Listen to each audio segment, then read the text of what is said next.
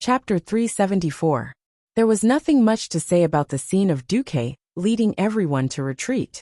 Duque didn't plan on fighting Ghoul Dan while he was surrounded by the Beastmen. After the Windrunner wreaked havoc on the Beastmen, Duque opened a portal and retreated. If they didn't leave now, once Ghoul Dan arrived, no one would be able to leave. The only thing Duque could use now was Ghoul Dan's contempt for him, or rather, Ghoul Dan's scheme to screw Orgrim over. Early the next morning, Aurelia appeared outside the Silvermoon Council's meeting hall. Apologies, General Windrunner. The Silvermoon Council is currently in its daily meeting. You can't enter. You barged into the council last time, and many council members are furious at your reckless and vulgar actions. The guard captain blocked Aurelia. The huge kite shield in his hand was dazzling in Aurelia's eyes. Aurelia did her best to suppress her emotions. Eversong Forest has been invaded. From yesterday afternoon until this morning, we lost a total of 7 teams. The highest level of requests for help have filled the entire communication room. And now you're telling me not to disturb that damn daily meeting. We're in a state of war. But, without another word, Aurelia took out the thing that Duque had asked her to bring last night. The head of a troll. It spun in the air. Its long black hair, that was braided into dozens of strange braids dancing in the air. The sunlight shone on its long fangs, and it crashed into the kite shield that blocked all information from the outside world. Finally, it landed at the feet of the guard captain. The air froze for a moment. Every single one of the 12 guards stared at the head. In the next moment, Aurelia opened a bag and revealed the thing inside. It was a beautiful magic crystal nameplate that marked the identity of a high elf soldier. If the nameplate was taken off, it would only mean one thing: death in battle. There were many nameplates, but the most shocking thing was that among the bloodstained nameplates, the guard captain found many nameplates of platoon leaders, and even senior captains. The faces of all the guards suddenly changed. Aurelia once again broke into the Silvermoon Council that she was familiar with and hated. When the chairman of the parliament saw Aurelia's heroic and dignified face, he was immediately enraged. For the sake of Silverymoon City, can you stop interrupting the sacred meeting? I'm really sorry. No matter how good-tempered Aurelia was, when she saw these high and mighty counselors who did not care about worldly affairs, the anger in her heart rose to her throat. Longsong Forest has been invaded. Are you only willing to stop the sacred meeting and face the coming of the war when the tribe reaches this sacred gate? Everyone could hear the bitter irony in Aurelia's words. Impossible. A great lord suddenly stood up and pointed a finger at Aurelia, his tone abnormally harsh. No one can survive after passing through those runestones. No. Aurelia raised her long golden eyebrows. Are you sure? Are you talking about this kind of runestone? Aurelia took out a piece of runestone the size of 2 palms from her bag, raised her hand, and threw it at the great lord. The lifespan of the high elves was quite long, and many of the counselors present were mages who had set up the runestones. It was precisely because of the great achievement of firmly protecting Kuel Salis that they could transcend ordinary people and become noble beings who dared to challenge the king and were superior to all beings. Now their pride, their reliance, had vanished into thin air in the blink of an eye. Every counselor's heart beat violently, and they almost forgot to breathe. Great Lord Moria, your territory seems to be in the southern part of the Longsong Forest, right? Do you want to find a high balcony and see if there are flames rising in your territory? Illyria's words made High Lord Moria jump up as if his buttocks had been slapped by a whip. Ignoring the clown, Aurelia looked straight at the Sun King. I don't want to repeat the warning I've given you. I just want to tell you a fact. There is no doubt that the trolls have entered our forest, trampled our land, and slaughtered our people. The orcs that I've mentioned are now following them. They don't have the agility and stealth of the trolls, but they have strong bodies and their numbers are like locusts. They are planning to destroy our home together with the trolls. Aurelia panted heavily, and her chest rose and fell rapidly.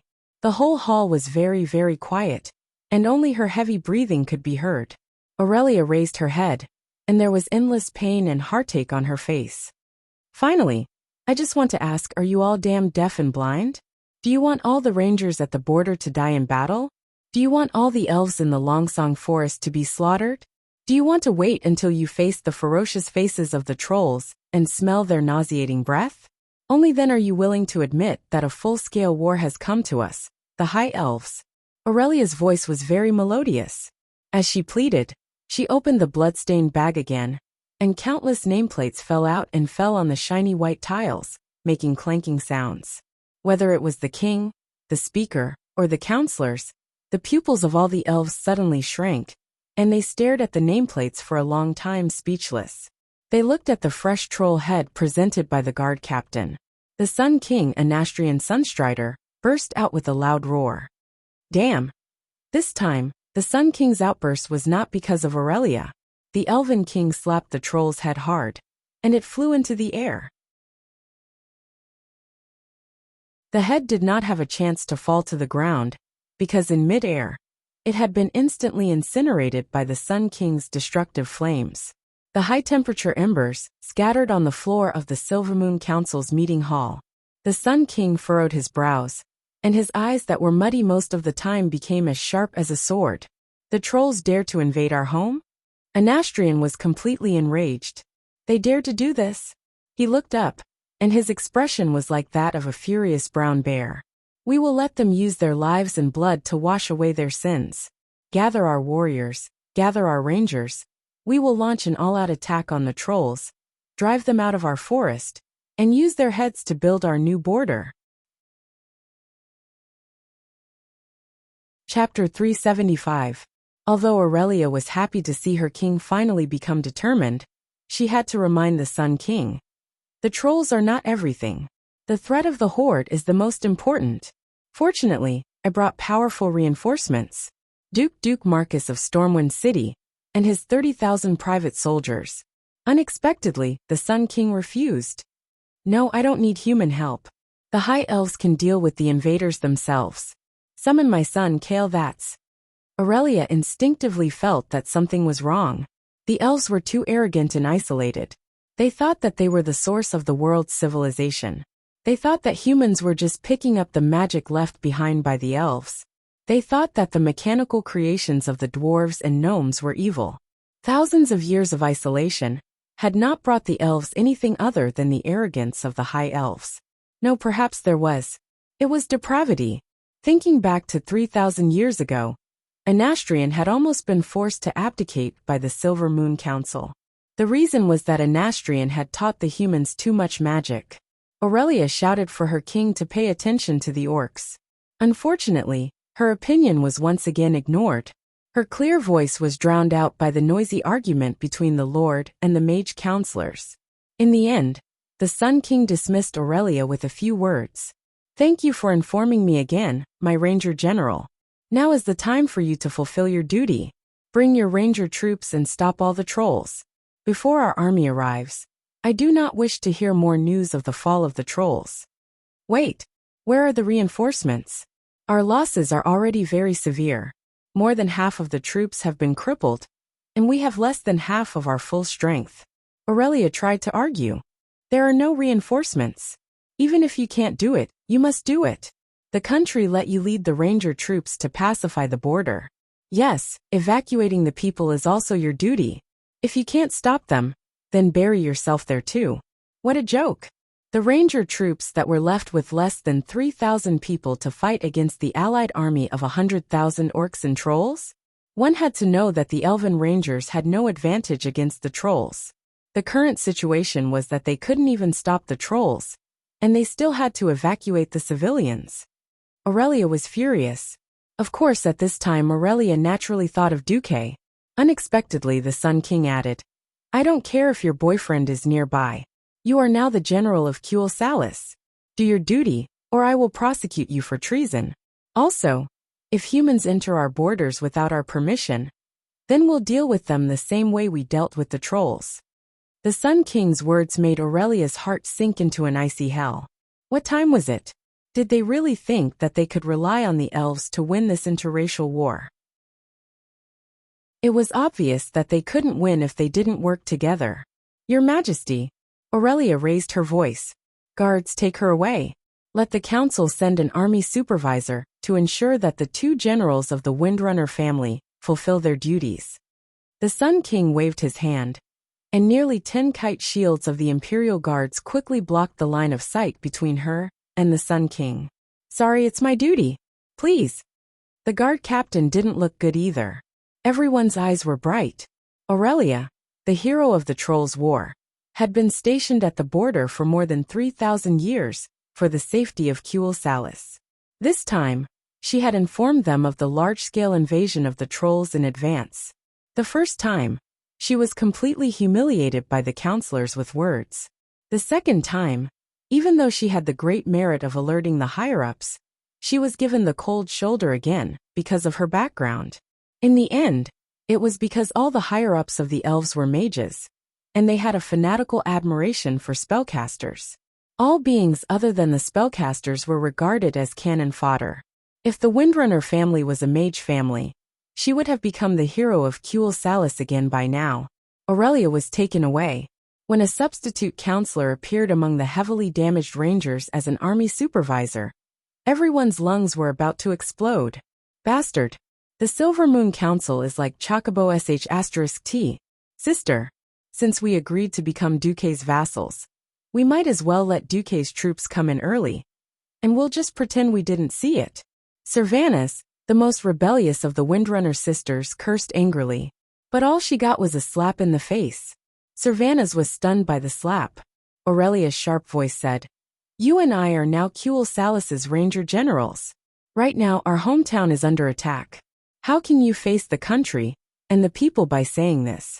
As long as we still carry the epaulets of Kuel Salis, His Majesty's orders are absolute."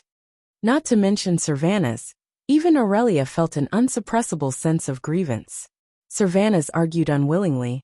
There are clearly better ways to solve this crisis and avert a possible disaster. But you gave up everything because of your arrogance. This kind of method will kill countless people. Do you really want to suppress your unhappiness and force yourself to accept it? What else can I do? This is a time of war. If after the war, everyone is safe, of course I can peacefully serve Duque. But right now, our hometown is burning. If I do anything special, it will be treason. Aurelia couldn't help but shout. Sasha and Lilith watched the 2 sisters argue and couldn't get a word in. Both sides felt that they were right, but they couldn't come up with any better ideas. Sasha could only look like she was about to cry and persuade the 2 sisters to stop arguing. Servanas stubbornly said, "Idiot. Don't you rely on Duque a lot? Then go find him. That guy has a lot of ideas. I'm sure he will think of something better than you. Yes.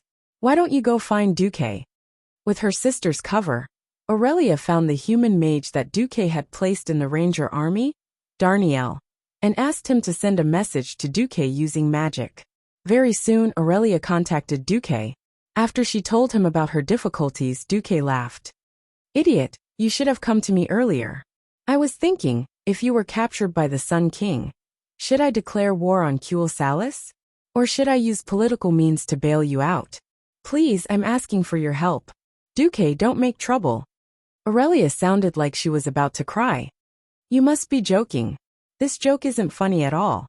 All right, leave the task of delaying the orcs to me.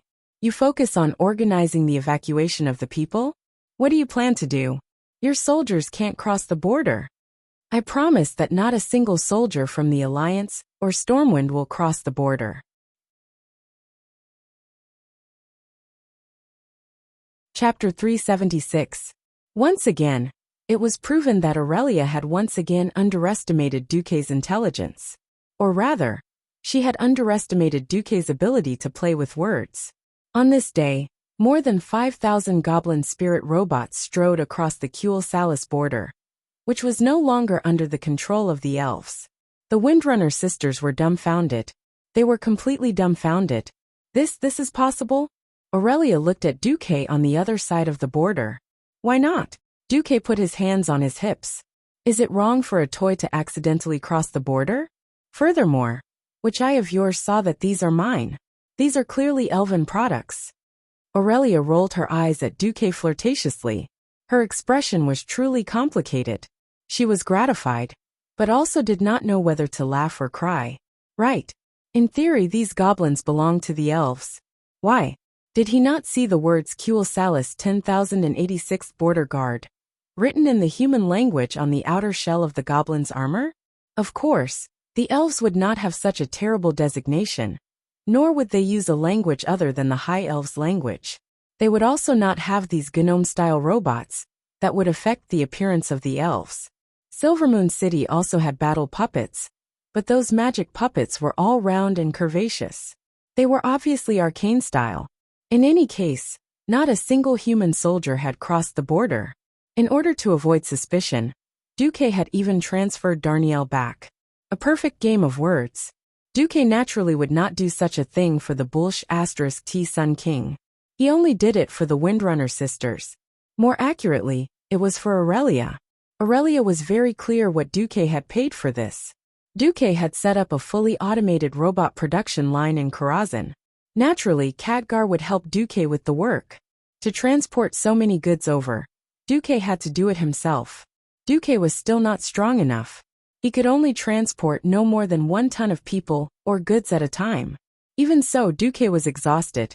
He was like a dead dog for the whole day. However, it was enough to receive a grateful look from Aurelia. He had to fight in the horde, and he had to pick up girls along the way. Nothing could be more perfect than that. On this day, the giant demon army, which had originally had an overwhelming advantage, ran into a huge problem. Because of Yao Yao Ling, most of the giant demons that had been tricked by Yao Yao had died. The tribe was indeed annoyed by the warning function of the demon spirits. No one had expected that the combined power of the Yao Yao spirit and the Elven Ranger would be so amazing. Those seemingly silly mechanical creations wandered aimlessly in the Longsong forest. However, a high-speed paint arrow would suddenly shoot out from the Yao Yao spirit and hit a giant demon that was hiding on the tree. In a jungle battle, under the premise that both sides wanted to kill the other, the most important thing was to discover the other side first. In previous battles, concealment and enemy detection techniques were the most important. Observation, judgment, and experience were all indispensable. Any miscalculation would result in death. The appearance of the Yao Yao spirit completely broke this balance. First of all, the Yao Yao spirit was not afraid of death. It was a mechanical creation, and if it was destroyed, it could be dragged away. It was impossible to repair it on the spot. Duque ran back to Karazhan overnight to practice engineering, and all he could do was fiddle with a mobile version of the waste recycling robot 74A. This thing would automatically find the dead Yao Yao spirit robots in the forest, recycle their wreckage, and decompose them into the necessary engineering parts. Without any worries, the Yao Yao spirit naturally went to seek death. The Elven Ranger squad followed far behind, and the Yao Yao spirit boldly opened the way. For example, this time, the Yao Yao spirit suddenly shouted, "Help! There's a pervert!" After splashing paint on a certain troll on the tree, the troll himself was hit by a flying axe and died immediately. Its sacrifice was worth it. In the next second, the giant demon was shot in the head by the Elven Ranger who followed. The Rangers were embarrassed, but it was undeniable that the Yao Yao spirit's reconnaissance was very good. They concluded a pattern that they didn't know whether to laugh or cry. There's a pervert. There was a giant demon. There are a few perverts. There were no more than 5 giant demons. So many perverts. That was about 10. No, there are too many perverts. I have to give up on healing. This meant that there were more than 50 giant demons, and the Rangers had to retreat immediately. It had to be said that with the help of the Yao Yao spirit, Aurelia only relied on less than 3,000 Rangers to hold off 50,000 giant demons. She also freed up more than 300 Rangers with minor injuries to organize the evacuation in the rear. Everyone, don't panic. Hold on. Silvermoon's reinforcements will arrive soon. In order to calm the people, Aurelia had to say some nonsense that she didn't even believe herself. How could Silvermoon's reinforcements arrive so quickly? Unless Anastrian was willing to send out Silvermoon's regular army, it would take at least 3 days to gather the troops. But would the Horde give her 3 days? It was also that night that the Horde's main force arrived. Unlike the giant demons who charged straight into Longsong Forest, the orcs also sent out a detachment to attack the Windrunner's hometown, Windwalk Village, and the Windrunner Tower at the southwestern edge of Longsong Forest. Thanks to Aurelia's advance notice, even though the officials sent by Silvermoon forbade the Windrunner family from evacuating to Silvermoon in advance, every family had already made preparations to retreat. Packing things in advance was not against the law, was it? Almost as soon as Silvermoon's permission to retreat was given, all the elves in the village threw their belongings into the elven transport ships that had been prepared beforehand in an orderly manner. In just 2 hours they had all evacuated.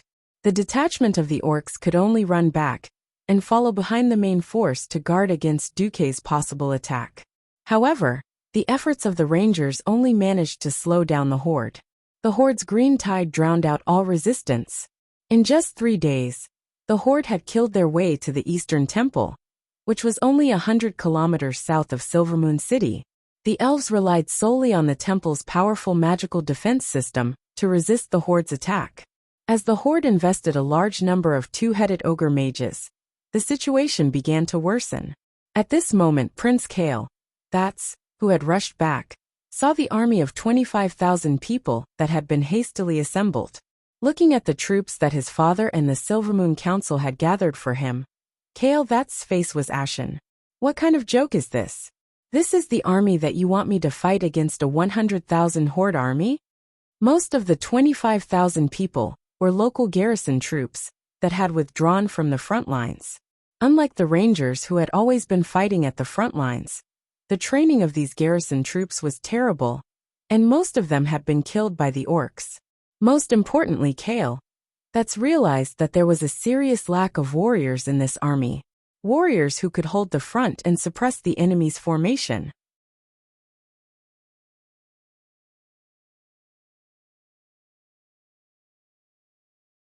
Chapter 377. I'm sorry, my child. This is the strongest army I can gather for you. Kale looked excited. For the sake of the Well of the Sun, didn't I keep sending letters to my father a year ago to tell him about the threat of the tribe? All the motions to prepare for war were rejected by the council. The reason was that Kuel Salis was not at risk of being affected by the flames of war, so there was no reason to increase the defense budget. In fact, until 3 days ago, the councillors still believed that the runestone array was invincible. Now, the entire Kuel Salis is in chaos, and the country seriously lacks pre-war mobilization. We are very passive. The Sun King sighed deeply, his face filled with worry and resentment. Council, Silvermoon Council again. The cancer that imprisoned the entire High Elves and rejected all progress and change. The resentment in his heart almost caused Kale's chest to explode. No matter how well educated he was, he had the urge to scream and vent his anger. Why did a prince like him have to study in the Dalajan for a long time? To put it nicely, it was to let the prince go out to absorb new knowledge. To put it bluntly, the Silvermoon Council, whose power was above the royal power, exiled him in order to limit the royal power. Who could understand the frustration of not being able to return to his home? His excellent self-restraint allowed Kale to suppress the anger in his heart. Of course, over the years in the Dalajan, Kale had also gained a lot of knowledge. Perhaps the High Elves had unparalleled talent in using magic, but the development of magic was no longer the same magic world in the minds of the elves that had not changed for thousands of years. It was bad enough that the high-level elves refused to accept new things, but they were so arrogant and stupid that they did not even care about the enemy in front of them. They only cried out when the enemy put a knife to their neck. Ah, so there really is an enemy? Although he was angry, Kale was still very clear-headed. Having deeply experienced the ferocity of the tribe, he knew very well that it was impossible for this rotten army to defeat the tribe. But for the sake of his people, Kale resolutely accepted this appointment. There was no other reason, just because his surname was Sunstrider. He was the only heir of the Kuel Salis royal family. Since birth, he had been trained as a perfectionist, and glory and responsibility had long been branded in the deepest part of his noble soul. He was duty-bound to save his hometown. Kale that's lowered his head and said, "Father, for the sake of the Well of the Sun and the continuation of the High Elves, I'm willing to sacrifice my life for Kuel Salis." Sacrifice his life? These words were very serious, so serious that even the Sun King was shocked. He immediately felt that something was wrong. He knew very well that his son wouldn't say such harsh words without any special reason. The Sun King wanted his only successor to die on the battlefield? Stop joking. It wasn't easy to find an opportunity to make things difficult for the council. Anastrian summoned Kale. That's back so that Kale that's could have a glorious return like a king. So that Kale that's could better inherit his throne in the future, and one day limit the excessive power of the Silvermoon Council. Child, is this tribe really that powerful? Anastrian's energy was no longer what it used to be. Too much of it had been consumed by internal strife, turning the Sun King who ended the war against the trolls into a fatuous ruler, who was an expert in internal strife, and a layman in external warfare. The upper echelons of Kuel Salis wouldn't take ordinary warriors seriously. No matter how many orc warriors there were, they would only treat them as ants. After deliberating in his heart for a while, Kale that said, "Let's not talk about anything else. There's a warlock named Ghoul Dan among the orcs in the tribe. He fought to a draw with the Dalajan Antonidas in a head-on battle." Hiss. The Sun King was finally moved. Whether it was him or the Silvermoon Council, most of them looked down on human mages. But there was an exception. Antonidas, the strongest super genius mage in the Dalajan in the past 100 years. In a semi-public competition 30 years ago, Anastrian and Antonidas had fought to a draw. This battle had also established Antonidas' transcendental status in the Dalajan. The Sun King could look down on any spellcaster, but he couldn't look down on Antonidas. Powerhouses didn't discriminate between races or countries. An orc powerhouse who was as famous as Antonidas couldn't be overestimated. The Sun King rubbed his chin. "Child, how about this? I'll give you a team of arcane puppets from the garrison of Silvermoon City, along with 10 mountain giants and 2 spellbreakers. Go fight a beautiful victory and come back." Kale that's face finally lit up. At that moment, the father and son didn't realize that they'd been tricked. First it was Ghoul Dan. In the entire alliance, and even the world of Azeroth, no one except Duque knew where Ghoul Dan's true strength was. In terms of high-end combat power, the elves had made the first mistake. Second, it was their understanding of the orc warrior's strength. Other than the Windrunner sisters, none of the high-ranking elves had personally been to the battlefield. Their understanding of the orcs was also only on paper. They only saw the exchange ratio after the battle between the humans and the orcs. They felt that the humans and orcs suffered similar losses, so they equated the combat power of the orc warriors with the human warriors. No one cared. This was the exchange ratio that Duque had used to its limit. Finally, it was the change brought about by the runestones.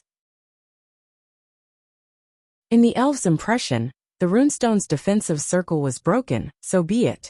No one could understand how much the storm altar, which was made of rune stones, could improve the tribe. Now that all the ogres in the tribe had become two-headed, the physical qualities of the ogres were considered high on this planet. After the biggest problem of mental retardation had been eliminated, their combat power had more than doubled.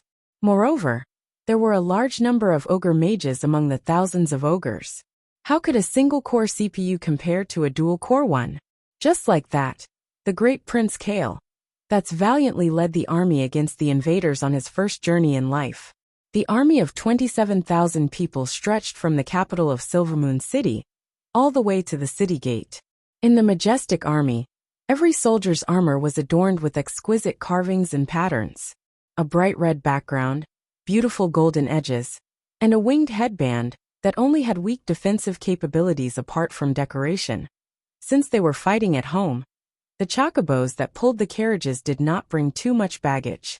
Instead, they brought a large number of magic stones and various musical instruments to boost morale. A mage close to the Windrunner family sent a magic mirror. When Duque and the others saw this scene, they were completely dumbfounded. Even a righteous young man like Reginald Windsor could not help but complain. "What the hell? Are they going to war or an armed patrol?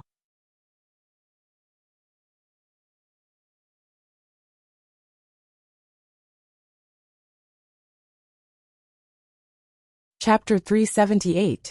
War. In every war, there would be all sorts of strange things, be it inventions, tactics, or something else. A country with enough strategic depth could rely on its vast territory to fight and retreat, giving the rear enough time to react and grow, accumulating strength for a future counterattack. Small countries, once their capital was used up, it would be easy for the country to be destroyed in a few days. Kuel Salis was neither big nor small. In terms of land area, its actual territory was about Eversong Forest and half of the land of the Ghost in the future. At most, it was a third of the size of Lordaeron. In the land of the Ghost, the other half was the Trolls' territory, which was controlled by Zwaman's Amani Troll clan. Their territory clearly did not have any strategic depth, but they still rejected the humans' help and played the tactic of adding fuel to the fire. Duque did not know what to say about this. Rubbing his brow, Duque whispered, "It's good to let Aurelia give up." With that, Duque conveyed his analysis to Aurelia.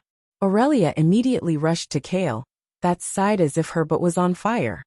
"Your Highness, are you planning to let the army fight the horde on the plains?" Aurelia was someone who knew how to use troops. With so many burly arcane constructs, and the even larger mountain giants, it was impossible for them to fight in the forest. "What's the problem, General Windrunner?" "General Windwalker," Kale that's revealed a gentle and refined smile. "Your Highness, we can't fight the horde head-on. The High Elves lack enough vanguards. The arcane constructs are not bad, and the mountain giants are also very powerful, but they are too few in number.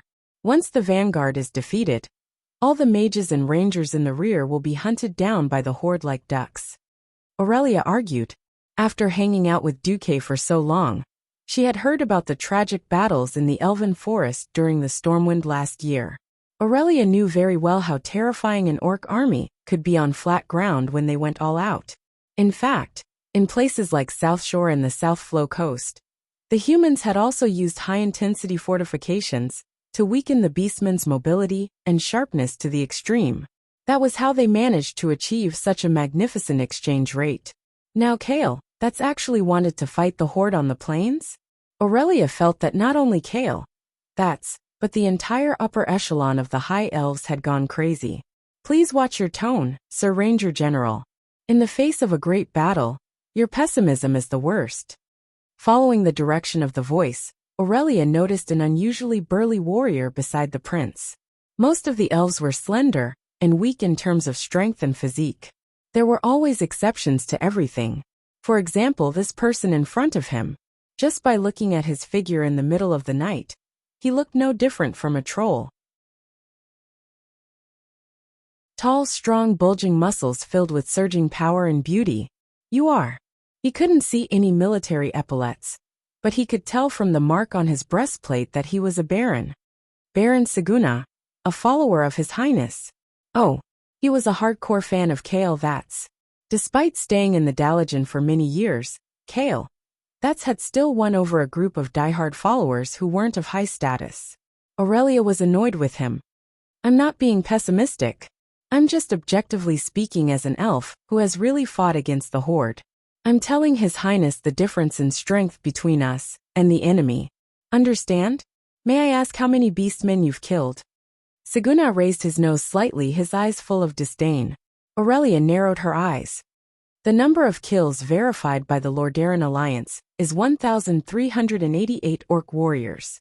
There were already so many verified ones. Those that weren't. This was an era where heroes were worshipped. Killing one person was considered a murderer. Killing 10 people was considered a butcher. But killing 100 people was considered a hero. Not to mention killing the evil beast men and trolls who had invaded their homeland." Seguna was finally moved. Only now did he remember that this noble and wild female ranger, standing in front of him, was a very famous hero since the Troll War. At this moment Kale That's helped his people out. He pondered for a moment. "I understand your concerns, General. Let's do it this way. The plan for the decisive battle remains the same, but the location of the decisive battle will be the plains south of the Eastern Temple. I'll have to trouble the Windrunner's ranger to cover it. Kale, that's pointed to the Windrunner's defensive area, which happened to be the Eastern Temple. It had to be said that after being suppressed by the council for so many years, the most important skill Kale that's had learned was compromise. Perhaps this would put him further and further away from the realm of heroes, but it was undoubtedly in line with the national conditions of the upper echelons of Kuel Salis. A qualified and mellow politician would undoubtedly be better off than an upright and outspoken hero. The location of the decisive battle was under the cover of their own defensive line. Even if there was a so-called in case, the army could retreat under the cover of the relatively complete magic defense system of the Holy Temple. Aurelia trembled all over, but in the end, she didn't argue any further. Kale, that's had already given in, at least avoiding the worst outcome. No one could find fault with the decision to withdraw the Ranger team, which had suffered the most losses since the start of the war, to the second line. Listening to the surrounding lackeys of the prince flatter her with His Highness's wise, Aurelia felt as disgusted as if she had swallowed a fly. She saluted and left. The next day,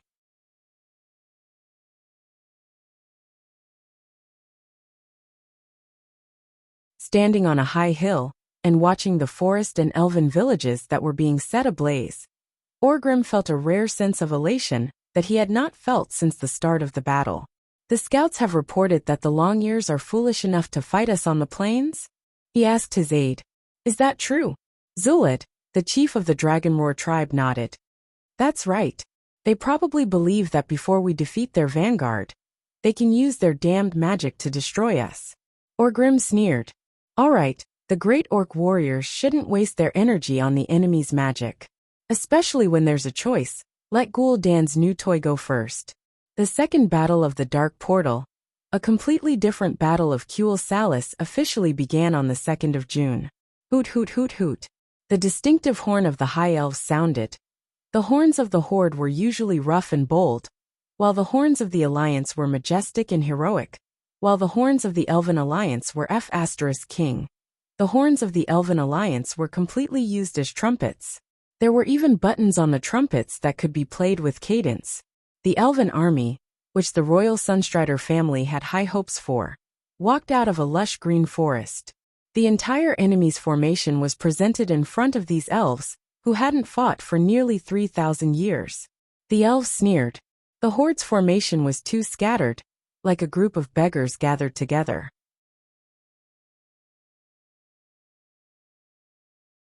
Chapter 379. There were all kinds of equipment on the tribe's side. War hammers made of stone, spears made of sharpened tree branches, armor made of animal hides that were pieced together from tree branches, and fresh catapults. At first glance, one would think that their opponent was an uncivilized savage tribe. The trolls on the flanks of the orcs were still the same, as they were thousands of years ago. The spears were all made out of sharp stones. While they were quite dangerous to the almost unarmored rangers, they were completely useless against the heavily armored elven infantry and arcane constructs. The elven soldiers' initial nervousness disappeared when they saw the scene in front of them, followed by soft laughter. I thought it was some amazing intelligent race that could break through our defense with runes. The rangers at the border are also useless. They actually lost all their dignity to these fellows, sending out dozens of letters for help in a day. The soldiers' laughter drifted into the ears of the rangers stationed at the eastern defense line of the temple. Every elf ranger was furious. The 4 Windrunner sisters stood in different postures. Aurelia stood proudly against the wind like a pine tree. She was expressionless, but anyone could see the pain in her eyes. Servanas crossed his arms and leaned against the shadow of a pillar in the temple. He had his back to the battlefield, and a bone-chilling smile appeared at the corner of his mouth. Sasha, who was supposed to be the most lively, hugged her knees and sat on the stairs of the temple, not saying a word.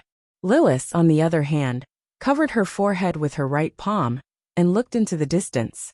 Big sister, it's the trash in front, and the elites of the Blackrock tribe at the back. There seems to be a special fog spell at the back. Duque was right again. Aurelia, the great hero of the Troll War, mumbled to herself in a daze. Soon, Her green eyes regained their vigor. As long as Duque is here, the high elves will not perish. Then, she raised her voice and shouted, Hadgeron, Lorthemar. Two elven rangers immediately walked behind Aurelia. Hadgeron Brightwing reporting. Lorthmatherin reporting. Aurelia turned around. Is everything ready? The two ranger captains were a little hesitant. After a short moment of shock, they replied in unison. We're ready. That's good. Aurelia nodded. She didn't realize that she had just given orders to two of the three most powerful men in Silvermoon City. On the other side, both sides sounded the horns of marching at almost the same time. All the elven warriors did the same action and put on their helmets. The elven helmets were very different from the Arathor standard helmets commonly used by the Alliance. Its decorative significance was far greater than its actual combat significance. Compared to the half-mask style of the Alliance's helmet, the elven helmet was more like a beautifully carved visor. There were complex patterns and extremely fine dyeing on it. From afar, it seemed as if the entire mountain and plains were reflecting gold and red light. Because of the widespread use of the kite shield, the soldiers' movements were also quite agile. However, when Orgrim saw this relatively narrow shield on the podium, the great chief let out a cold laugh. On the other side, on a huge podium held up by 4 5-meter-tall, huge arcane constructs, the great legitimate heir of the Sunstrider royal family, Kale, showed off his dazzling appearance in front of the army. Every wave of his hand and every movement had an unimaginable charm. Pointing lightly into the distance, Kale shouted, Cover fire! As the messenger's voice spread through the unimaginably mature magic communication system to the mages at the rear. On the hillside near the Eastern Temple, a continuous line of fire lit up the entire horizon, emitting a dazzling light. This was the fireball spell cast by more than 1,000 earth mages at the same time. It was already equivalent to the total number of mages in several human kingdoms, but for the high elves, this was just the standard. In fact, mages made up more than 1/10 of the elven army. The momentum created by so many mages was incomparably terrifying. Whoosh, whoosh, whoosh. With continuous whistling sounds, countless fireballs passed over the heads of the elven infantrymen and reached the orc stragglers who were beginning to charge on the other side of the battlefield. It was an instinctive premonition of impending disaster. Every orc warrior who was about to be hit felt a tingling sensation on their scalps. None of the orcs panicked, and none of them retreated. They continued to roar as they charged. After 10 seconds, a sea of crimson flames descended from the sky, covering the orcs' already somewhat messy and loose charging formation. More than 800 orc warriors were directly turned into ashes, and twice that number of orcs became burning human-shaped torches, struggling and rolling in the flames. It could be imagined that in a moment, they would become charred corpses. Next, it was time to harvest. That was what the elven infantrymen thought as they advanced with the kite shield in one hand. No army could maintain their morale in a situation where they had suffered such a blow. That was what their instructors said when they were training. Unfortunately, they encountered an exception. Even though more than half of their compatriots had been swallowed by the flames, the orcs whose bodies were relatively intact still launched a frenzied charge. This is impossible. A female mage beside Kale cried out in shock. Kale narrowed his eyes. He pretended to be calm, but the others could hear a trace of trembling in his voice. Marksman unit kill.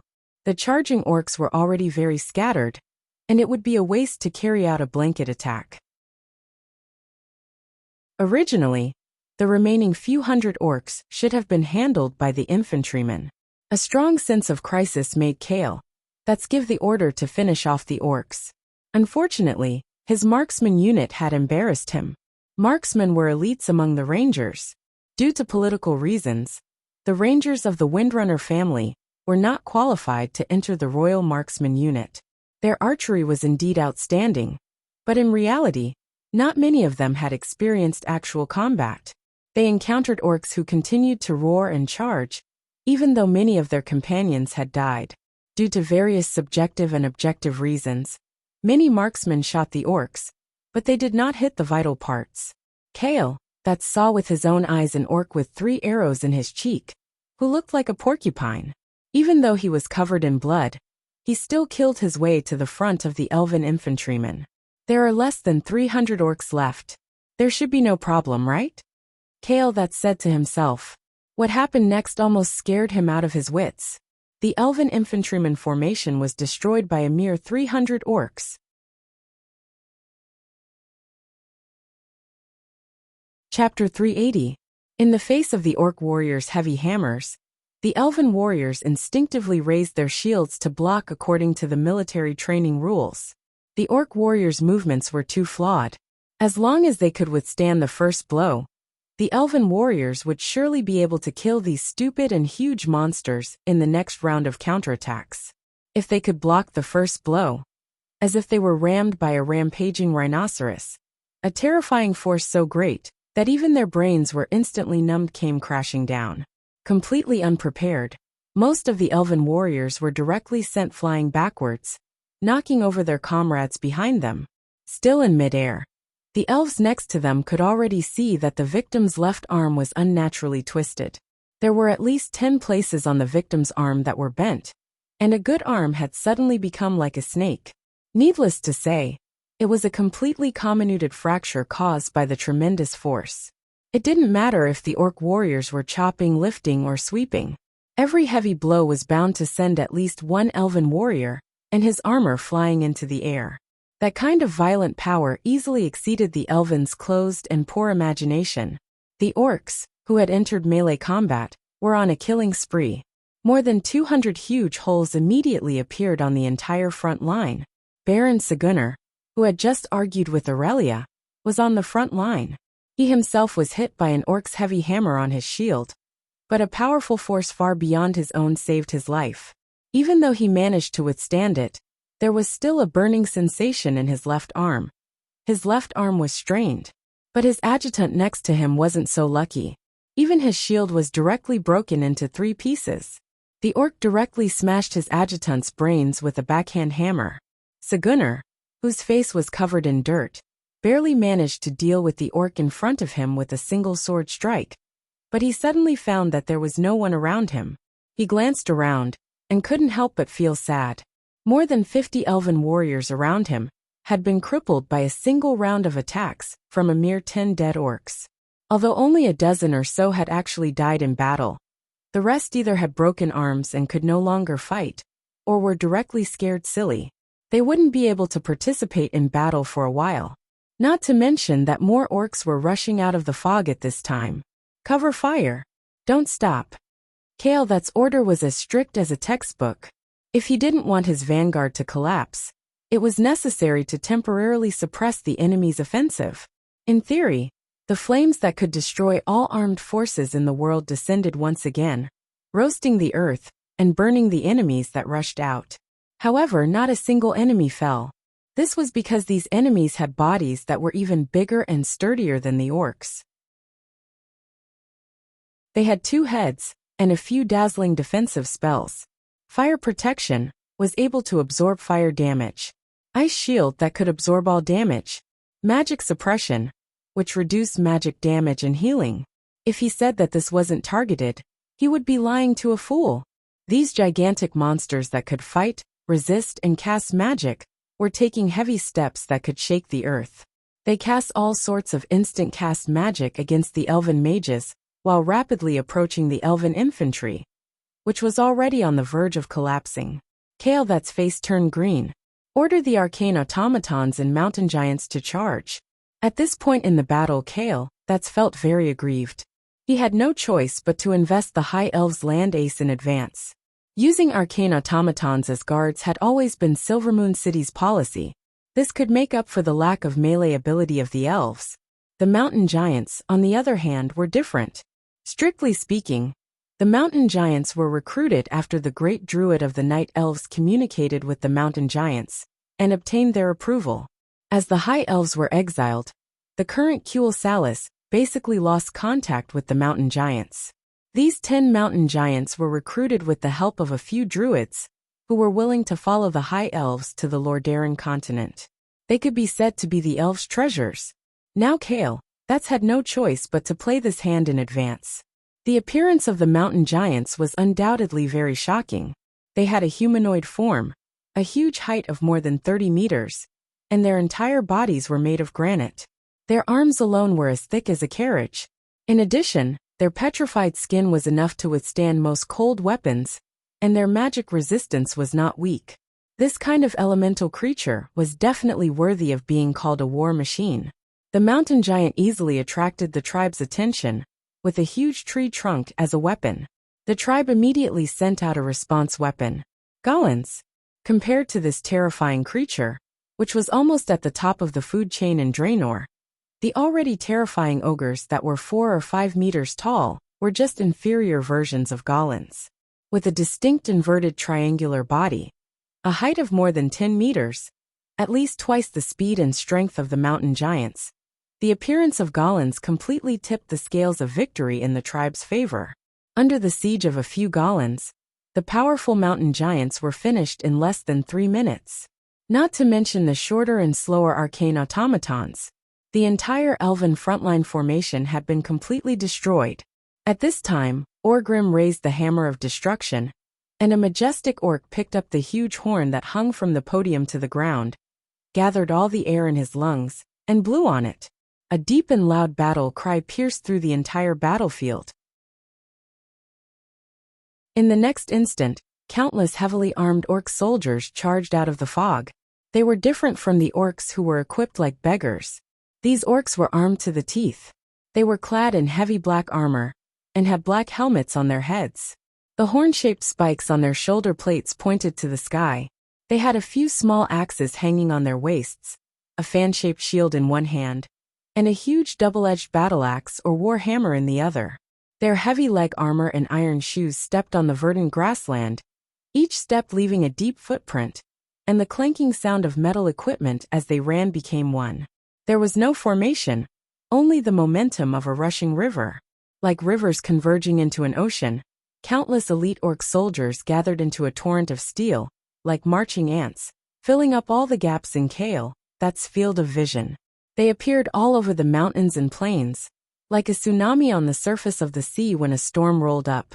The huge wave easily destroyed everything that blocked its way along the way. No! With Prince Kale, that's lament. Almost all the strong men around him had consciously joined the front line, trying to stabilize this collapsing front line.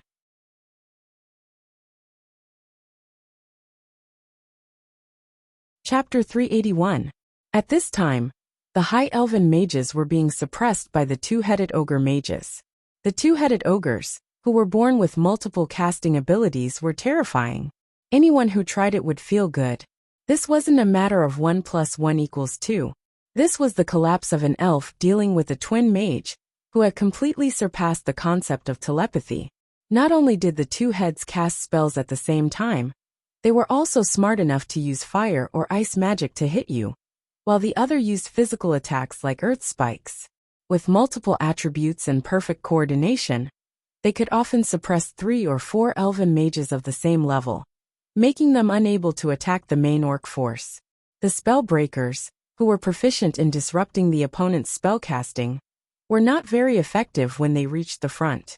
This was because the two-headed ogre mages cast spells, at the same time, with 2 different sets of magic circuits. A spellbreaker could only block 1 set of circuits at a time. Unfortunately, those perverts could use more than 1 set of circuits. As a result, the effect of the spellbreaker was very poor. They could only reduce the enemy's combat power by less than 30%. Sharpshooters could indeed shoot arrows into the orc warrior's vitals through the gaps between the metal cans. But there were too few true sharpshooters. Even if a few orcs fell occasionally, the orcs behind them would instantly fill the gap. The elven blade throwers also wildly poured out triangular boomerangs. As long as they hit, they would definitely plow a path of blood among the orcs. The problem was that many elite orc captains were mixed in with the charging troops. Many of the more powerful fellows could even use heavy weapons to deflect the boomerangs shot by the blade throwers. At this moment, Kale, Bats and the high-level elves finally understood what Aurelia meant by the green tide. The enemies in front of them seemed endless, giving them a sense of helplessness, as if they couldn't kill all of them. At this moment, The Red Dragon army led by the Roaring Dragon orcs charged out from the huge fog. The orc armored infantry covered the mountains and plains, easily drowning the elven infantry formation. The elves' gorgeous but thin armor exploded in midair as their owners were sent flying. The troll throwers, who were armed with metal spears and had long since upgraded their shotguns to cannons, easily killed the precious spell breakers of Silver Moon City with their spears, which had become much more powerful.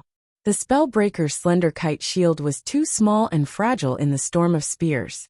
The unstoppable two-headed ogre charged at the front lines, using unimaginable strength and agility that surpassed the concept of ogres, swiftly dismantling the arcane constructs into scraps of components. The mountain giants roared, but their clumsy movements had no effect on Gollin, whose strength was not much inferior to theirs, and whose agility was a notch higher. Each Goron had an orc sitting on a chair nailed to the Goron's back, using chains to control the Goron's movements. The chains were connected to a series of iron rings embedded in Gerald's arms. It was cruel, bloody, but effective. As long as the chains were pulled, the half-tamed Gerald would know to turn or dodge. Unless there was an elven ranger who could shoot down the drivers, these enslaved Gollins were the most terrifying war machines. However, this was not easy. Every driver was an orc from a small clan, who had been strengthened by the storm altar. They often had wind shields on them. Arrows that were shot directly were bound to be deflected by the strong wind. This was a war where they were suppressed in all aspects. In almost every aspect, the elves were suppressed by the horde. In the middle of the battlefield, there was an elven flag that was particularly eye-catching. On a red background, there was a golden flame. It was the Eternal Flame Legion. This was the first infantry regiment established by the High Elves after they came east from Kalimdor. It had participated in the Founding War, the first defense of Silver Moon City, and the Troll War 3,000 years ago. Back then, even when facing the terrifying First Legion of the Amani Troll Empire, the arrogant troll elites who outnumbered them 3-1, they still suffered defeat in front of them.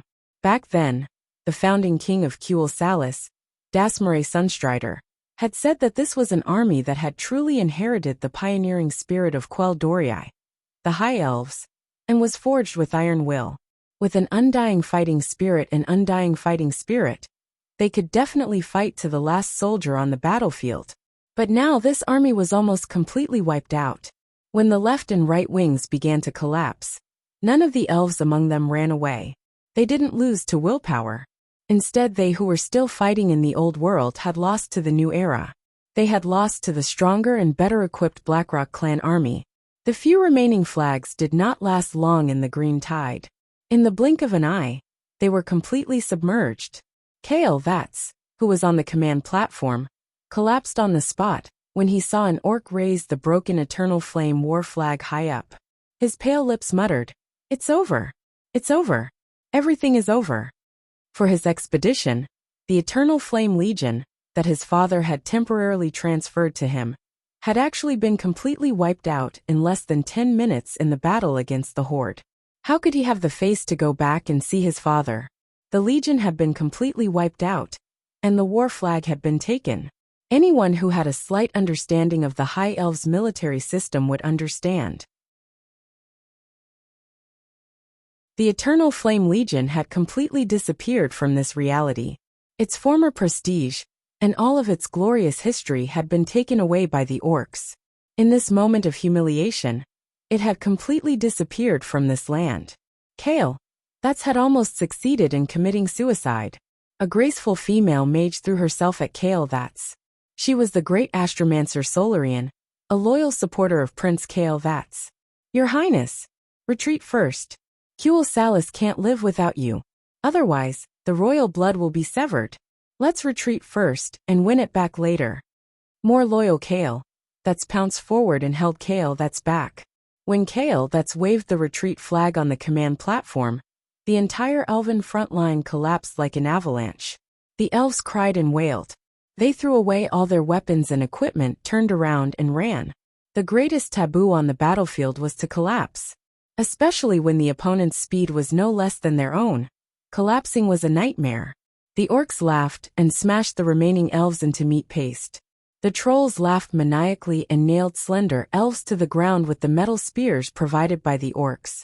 Looking at the dying elves who were struggling and twisting on the ground like frogs waiting to be dissected, the trolls vented the hatred that had accumulated for thousands of years.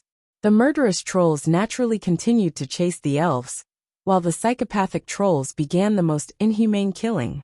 They slowly tore these handsome men and beautiful women into pieces.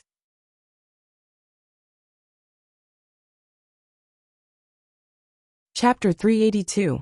Yes, the trolls used their hook-like fingers, huge palms, and powerful arms to tear off the flesh of the elves piece by piece. Accompanied by the endless wails of despair and pain was the twisted, hearty laughter of the trolls. The beautifully carved armor could not withstand a blow from the heavy weapons of the orcs.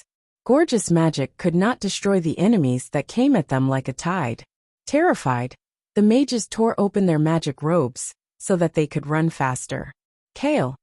That's even heard a noble female elf, mage beg a chocobo cavalryman to take her with him. She was even willing to give up everything for this. In the end, all she got was a lifetime of cold and selfish sneer. Kale, that's did not retreat immediately.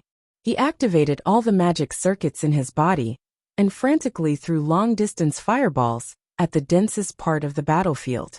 As a radiant moon mage, the power of his rage was quite astonishing. The continuous fireballs formed a small belt of fire, blocking a considerable portion of the orc's advance.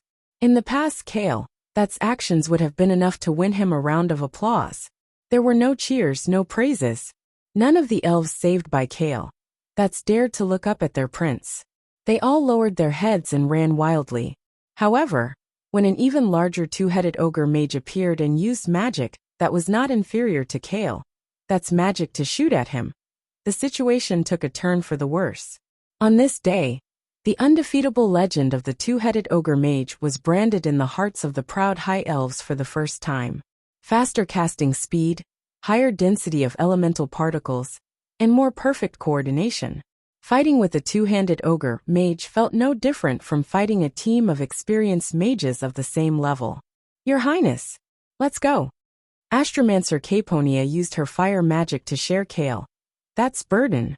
Baron Saguna, who had rushed back from the front lines, used his powerful arm strength to drag that's away. That's did not want to leave. He wanted to be the one to bring up the rear. But everything was over. His army collapsed like a landslide. In the distance, on the black land that had been scorched by the fire, the pale stone limbs of the mountain giants were scattered all over the ground. These enormous guardian spirits that the elves had to look up to at all times were now crawling in the middle of the battlefield, as if they were in a deep sleep. The sleeping mountain giant was no different from a small hill. That's knew that it had fallen asleep forever. He recognized this mountain giant.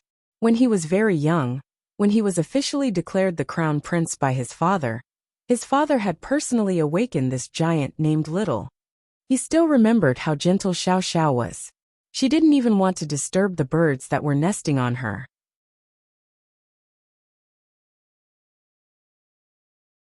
After the elves moved all the nests away, they happily carried him around the edge of the Long Song forest.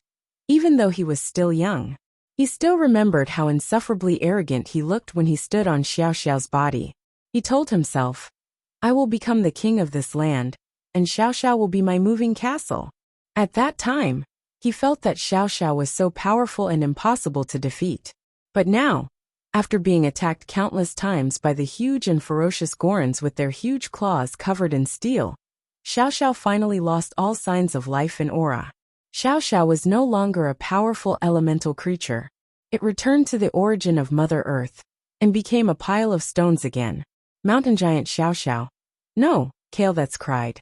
The eastern temple was clearly behind him, and the distance of 2,000 meters would normally be covered in a short walk. But such a short distance was completely covered by the high elves. On the battlefield, Orgrim rode a tall wolf and found Zhu Jin, who was covered in blood. Zhu Jin, how is it? Doesn't it feel good to be a brother of the beastmen? Ha ha ha. Orgrim laughed boldly. Zhu Jin, who was covered in blood, stuck out his long tongue and licked the elven flesh on his fangs. He revealed an extremely satisfied grin. The taste of revenge is great, my great chief. But it's not enough. This is not enough to vent the hatred of the Amani Empire for 6,000 years. Only with the destruction of Silvery Moon and the extinction of the High Elves can the souls of the tens of thousands of angry great demons rest in peace. Orgrim patted Zujin's shoulder. Then what are you waiting for? Follow me. If you're too slow, don't complain that the beastmen didn't leave a few living elves for you. Ha ha ha. Looking at Orgrim's back, Zujin showed a rare expression of admiration. He whistled and summoned his velociraptor mount, catching up with large strides. Prince Kael'thas had almost died for his country.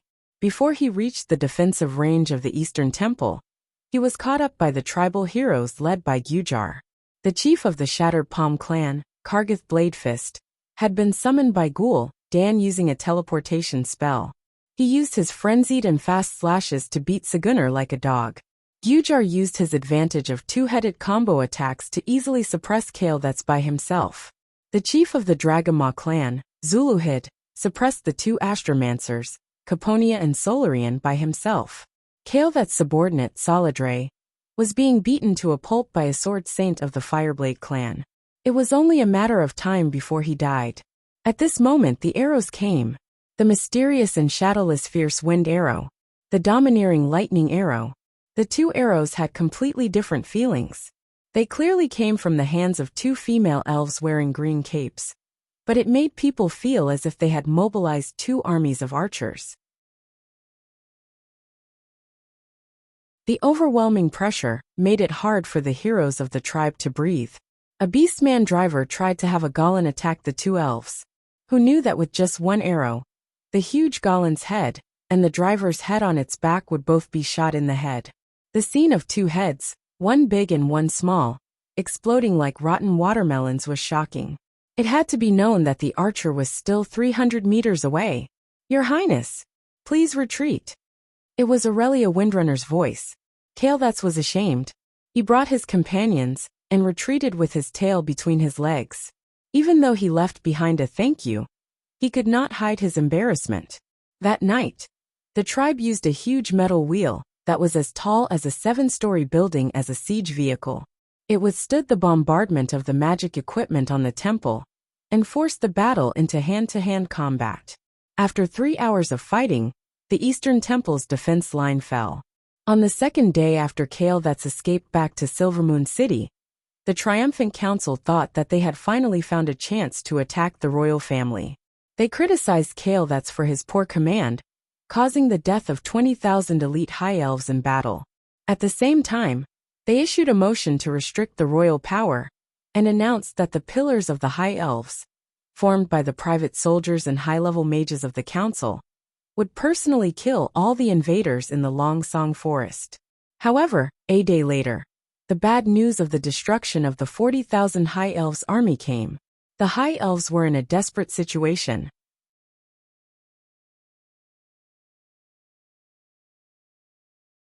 Chapter 383. Sun King Anastrian's heart was bleeding. Prince Kael'thas' heart was bleeding.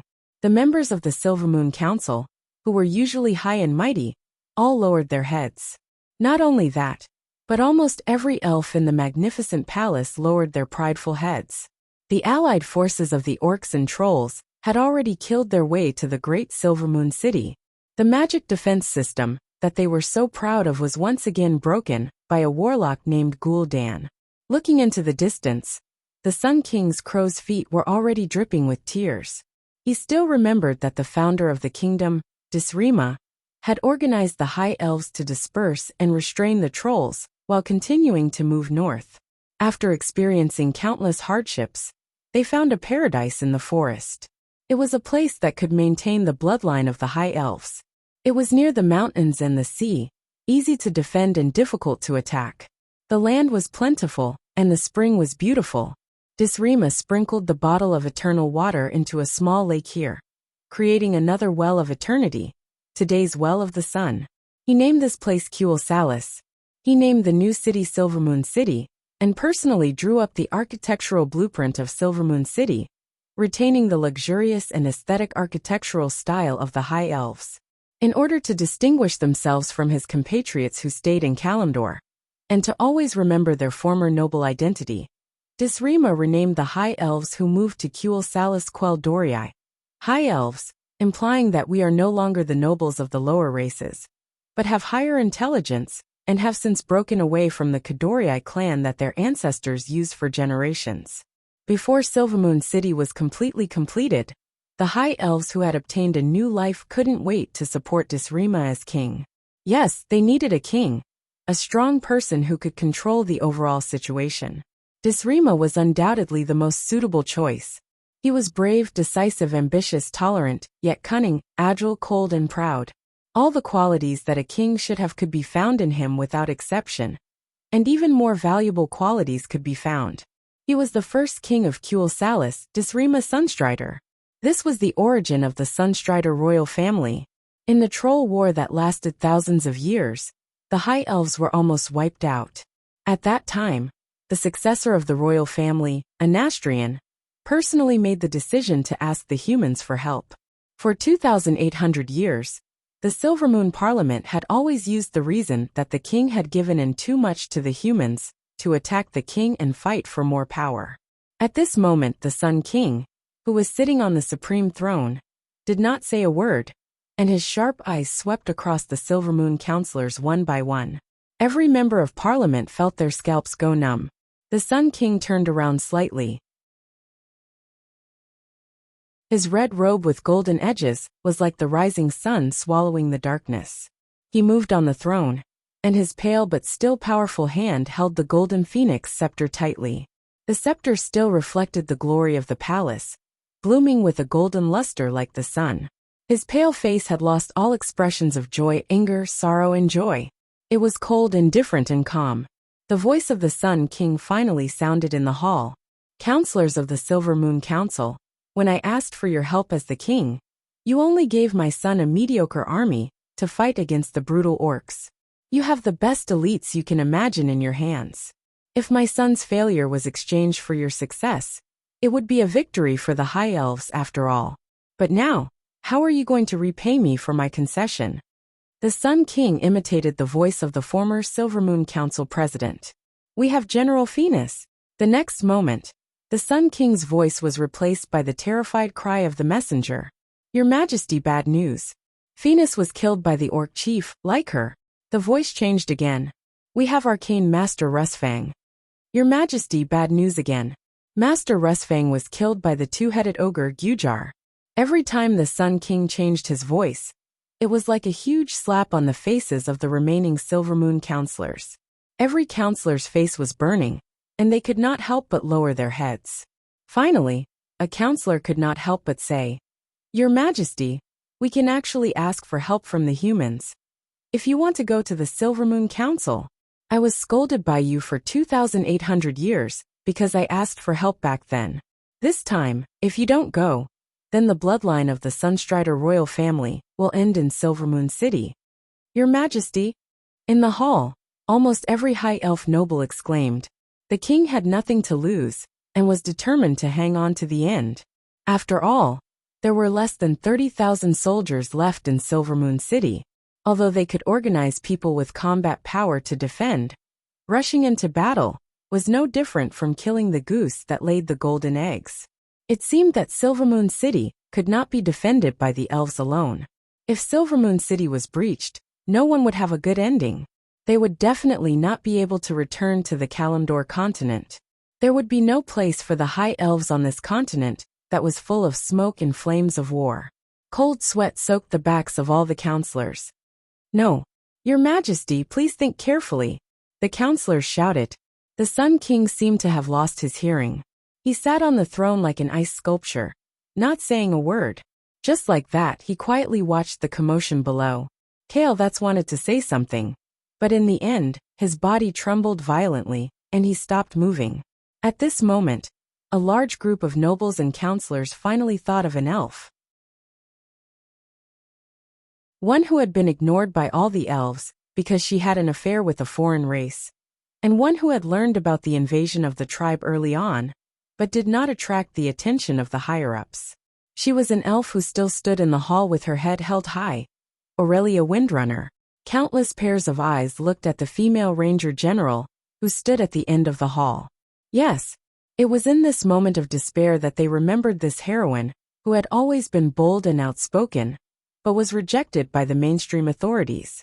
Cervantes, who had been standing quietly beside Aurelia, suddenly raised his head and said in the whisper of the wind that outsiders could not hear, "Sister, we must not be soft-hearted to these bastards. If we don't cut off these rotten meat, Quel Salus will perish sooner or later." A counselor who had once been high and mighty walked in front of Aurelia and said in an almost flattering tone, "Madam Aurelia, regarding the siege of Silvermoon City, the council would like to know your opinion."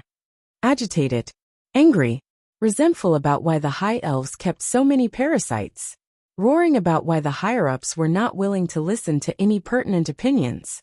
But when the higher-ups really condescended to listen to her opinion, Aurelia felt a wave of indifference. That's right, it was a kind of indifference that came from a dead heart. "I have no opinion," Aurelia replied calmly.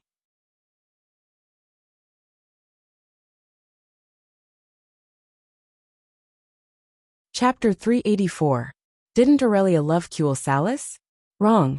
She loved her country more than any other elf. As the saying went, the deeper the love, the deeper the hatred. The first time Duque had informed her, she had rushed back to warn the tribe when they were far away in the hinterlands. She had been ignored. She had even been given the roaring parliament's high hat. The second time she had barged into the Silvermoon Parliament, when the runestone magic circle was broken. There seemed to be some progress, but she immediately realized that the Sun King and the Parliament were still bickering for power, when the enemy was right in front of them. A group of higher-ups who had never been willing to understand their enemy had pulled out a small team of trump cards and miscellaneous people, and they had delusions of defeating the well-prepared elite army of 100,000 tribes? Without a doubt, Prince Kale, that's first expedition brought the most terrible consequences. Then, the Parliament tried to stand out, and with the goal of suppressing the royal family's party, they also didn't want to understand their enemy, so they went to deliver food to Orgrim and Zugin. The royal family's army of 25,000 was defeated, and less than 5,000 returned. The 40,000 Parliament's elite troops were all annihilated, and less than 400 returned. In addition to the guards lost at the border, more than 70,000 high elves died in battle in a short week. If you added the civilians who couldn't retreat in time, it was 150,000. The high elves couldn't compare to humans in terms of population. In contrast to their long lifespan, they had a low fertility rate. The high elves generally didn't like to raise their offspring too early. It wasn't unusual for a generation to occur every 1,000 years. This caused the total population of the high elves to never exceed 1 million. How much money did the high elves have to waste? Aurelia had cried, begged, felt sad, and felt hopeless. Even though Duque had warned her time and time again that the higher-ups of Silvermoon City were a bunch of bastards who didn't care about the lives of the people and held each other back for power. Before experiencing all of this, Aurelia had always had a trace of hope and longing for the Sun King and the Parliament. Until this moment, the cruel reality showed her that there was no end to courting death. Countless wooden stakes were erected in the open space outside Silverymoon City, each with a dead elf stuck in it. Every 15 minutes outside the city, a group of elves would be beheaded by the cruel trolls as they wailed in despair. Aurelia finally gave up on the Sunstrider royal family and the Silvermoon Council. Unexpectedly, when they were at the end of their rope, this group of fellows, who were like rats trying to escape from a sinking ship, suddenly remembered Duque's army. The elite troops that had been waiting at the border since the beginning were strictly forbidden from entering. The reinforcements that Aurelia had pulled over at all costs. Aurelia's cold reply was a challenge to the hearts of the counselors. After playing the political game for thousands of years, these counselors had long since developed a way to deal with almost any situation. Agreeing was not the same as agreeing completely. He refused because the price was too low. He firmly refused because the price was ridiculously low. These counselors, who had spent their entire lives in the political game, were most afraid of encountering this kind of complete disregard. The other party refused to communicate with you, which in itself meant that there was no need to talk. It was only then that the counselors remembered that Duque had sent a liaison officer to Silvery Moon City. They quickly gave up on Illyria, who was a tough nut to crack, and turned their attention to the diplomat who was just as young. Alicia Barov, the eldest daughter of the Alterac aristocrat Duke Barov's family, and the student of the Alliance's deputy commander, Gambler Marcus? This qualification would not be ignored in front of the king of any human kingdom. Only the arrogant elves would dare to leave her in the state guest house and ignore her for a full 10 days. The only problem was that this Miss Barov had the same shocking age as her master. She was only 16 years old this year. 16 years old might be an age that was easy to induce, but 16 years old could also be a time bomb, because youth represented impulsiveness. Just the thought of a hothead with a great weapon of mass destruction made every politician's scalp tingle. This was because all the predictions of their thinking patterns and adult rules might not necessarily apply to such people. They worried too much. Alicia, who had been ignored for 10 days, did not feel any excitement, anger, or joy, because Duque had told her that she might be treated like this. In fact, Duque did not want a young lady like Alicia to suffer in the military camp. Even if mages always received the best treatment, it would never be as comfortable as the Daligen or her home, Caer Darren. Alicia had an audience with the king. She was dressed impeccably. She had a head full of beautiful black hair, a perfectly fitted forehead ornament and necklace, and a set of elegant blue mage robes. She had the air of a quiet lady. Even the high elves, who were extremely picky about their clothes and appearance, could not find fault with Alicia at all. Alicia Barov, disciple of Grand Duke Marcus of Stormwind City, greets the Sun King and the counselors of the Silvermoon Council. The almost formal greeting did not reveal any information. The Sun King nodded. The Silvermoon Council has something to discuss with you. With that, he closed his eyes and remained motionless, as if he had been hit by a petrifying spell. Counselor Morlenz was now the acting chairman. This high and mighty radiant moon mage bit the bullet and stepped out. He said to Alicia, "To be honest, Kuel Salis is currently in a bit of a predicament. The Silvermoon Council would like to express their gratitude to Grand Duke Marcus for taking the initiative to come to their aid. Now we would like to discuss if the Lordaeron Alliance is willing to start negotiations for new members." Alicia's first words almost choked Morlenz to death. "I can only represent the opinion of Grand Duke Marcus, not the Lordaeron Alliance.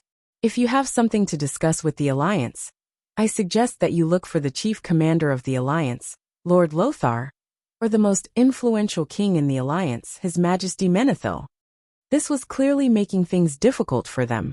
Everyone knew that Lothar and King Menethil were fighting anxiously in the Silverpine Forest. They could barely take care of themselves.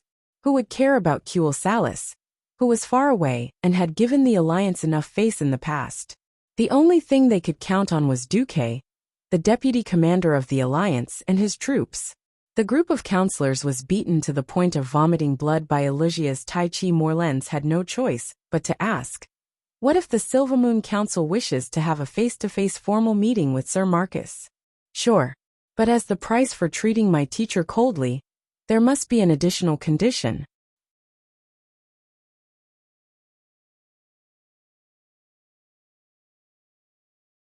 Chapter 385. Their lives were in the other party's hands, and they had to bow their heads. Even if they knew that taking the initiative to ask was handing over the initiative, did the elves still have the initiative to speak of? Morlenz could only ask on behalf of Speaker. What conditions? Alicia smiled brilliantly, her smile like thousands of flowers blooming at the same time. But the content of her words embarrassed every elf to the extreme. Their faces were covered with shame and anger, because she said, "Please spread the red carpet from the Traveler's Square all the way to the Tower of Sunfury. At the same time, open all the main doors from the square to the Sun-Chasing King Court, and then to the Tower of Sunfury. Welcome my teacher." The speaker almost bit his tongue off. Even the human kings had never received such treatment. There had only been 2 such grand welcoming ceremonies in the entire history of Silvery Moon. One was the first entry ceremony after Silvery Moon was built. Thousands of elves welcomed the first elven king, Durima Sunstrider, with flowers and cheers. This was to celebrate his success in finally leading the people to establish a country in this strange land. The other was after the victory over the trolls, when Silverymoon held a triumphant ceremony for Anastrian Sunstrider, the highest hero in the hearts of the people at that time.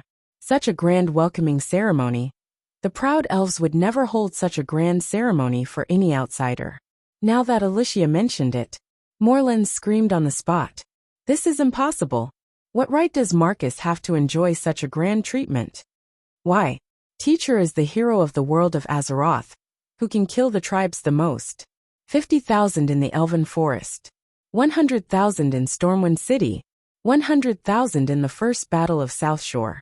100,000 in the Battle of Paladin. 100,000 in the second Battle of Southshore. 50,000 in the Battle of Earthy Highlands. A total of 500,000 tribes were kicked into hell by Teacher to repent for their sins. Isn't that enough? Alicia proudly raised her head. If she only gave people the feeling of a lady just now. Now she was a high and mighty god overlooking all life. Admittedly, this battle record was more or less exaggerated.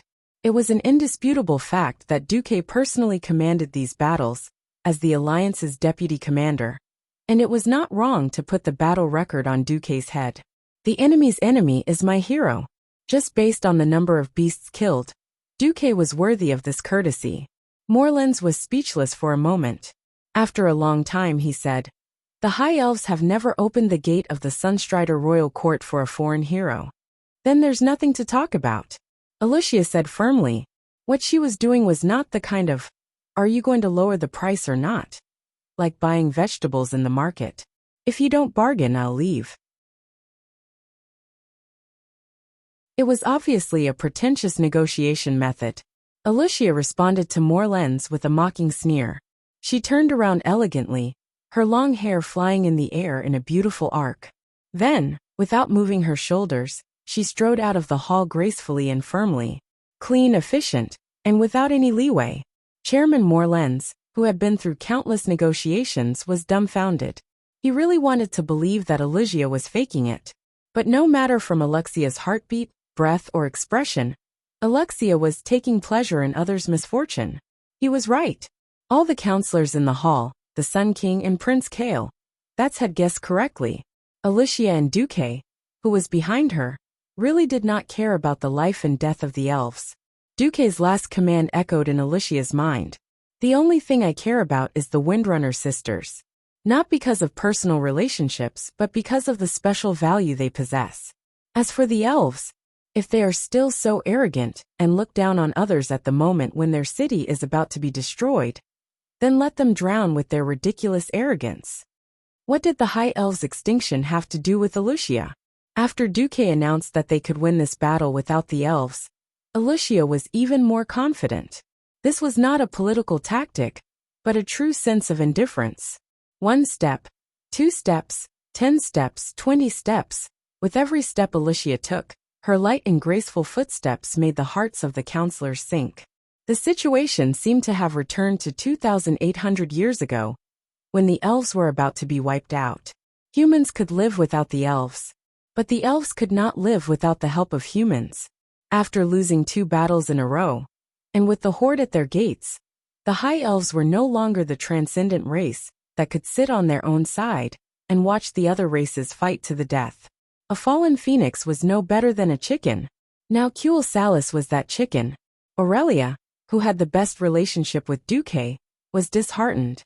The counselors' attempts to get her out of the way were met with indifference. The way to make it public was about to be blocked. It would be strange if the counselors were not anxious. The Sunstrider royal family, who should have been the most restless, was determined to bury Silvermoon City with them. The Sun King and Kale, both had a dead look on their faces. The counselors were as anxious as ants on a hot pan. If there was absolute evidence that Aurelia was Duque's woman, perhaps the counselors would even do something like kidnapping and blackmailing. But that was just wishful thinking. No matter how weak the Windrunner family was, they were still the leader of the Rangers. If they made a move on Aurelia now, wouldn't all the most useful Rangers in the defense of the city turn traitor? Unknowingly, Alicia had already walked to the door of the hall. She said calmly, "Please open the teleportation circle outside the council hall. I will leave now and return to my teacher." The guard captain at the door was in a dilemma. He did not know whether to agree or not. He could not say a single word for a long time. At this moment, all the counselors in the hall cast their murderous gazes on Morlens. If gazes were swords, Morlens would have been stabbed countless times and lying in a pool of blood. Taking one last look at the Sun King, who was determined to die for his country, Morlens knew that if he let Alicia go, he would not live to see tomorrow's morning sun. Once it was dark, he would be cut into pieces and thrown out of the city to be fed to the ogres. "Miss Barov, please stay. The Silvermoon Council is willing to initiate a motion to request the Sun King, a Nastrian Sunstrider, to agree to open the main gate of the Sunstrider court and welcome the arrival of the Alliance's hero, His Excellency Duke Marcus. Counselors, those who agree with this motion, please raise your hand." Morlens stared fiercely at the counselors behind him. "All right, you bastards are forcing me to lose face, aren't you? If you want to lose face, I'll lose it together. I'll deal with whoever disagrees first." What was the result? Of course, it was unanimously approved. The Sun King and Nastrian finally opened his murky eyes. "Since this is an official motion of the Silvermoon Council, for the continuation of Kuel Salis, I agree." All right, the biggest obstacle had been cleared. With a victorious expression on her face, Alicia connected to Duke's magical communication and informed him of what had happened here. Unexpectedly, Duke's words choked all the elves present. "Negotiation? I'm not free."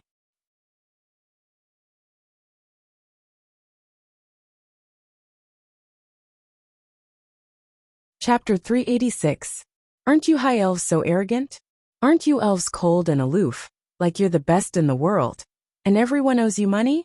For Aurelia's sake, I've come all the way here, but I've been left outside your borders to eat dust. This feels so good. All right. You don't listen. You don't understand. You know but don't do it. You can't do it well. I sent you reinforcements but you don't use them. You have to use your precious troops to send food. Are you King Sun King, and the Silvermoon Council courting death? As a transmigrator, Duque didn't have much resentment towards the High Elves. But when Duque truly experienced the arrogant and domineering temperament of the High Elves, Duque said, "I don't want to serve you anymore."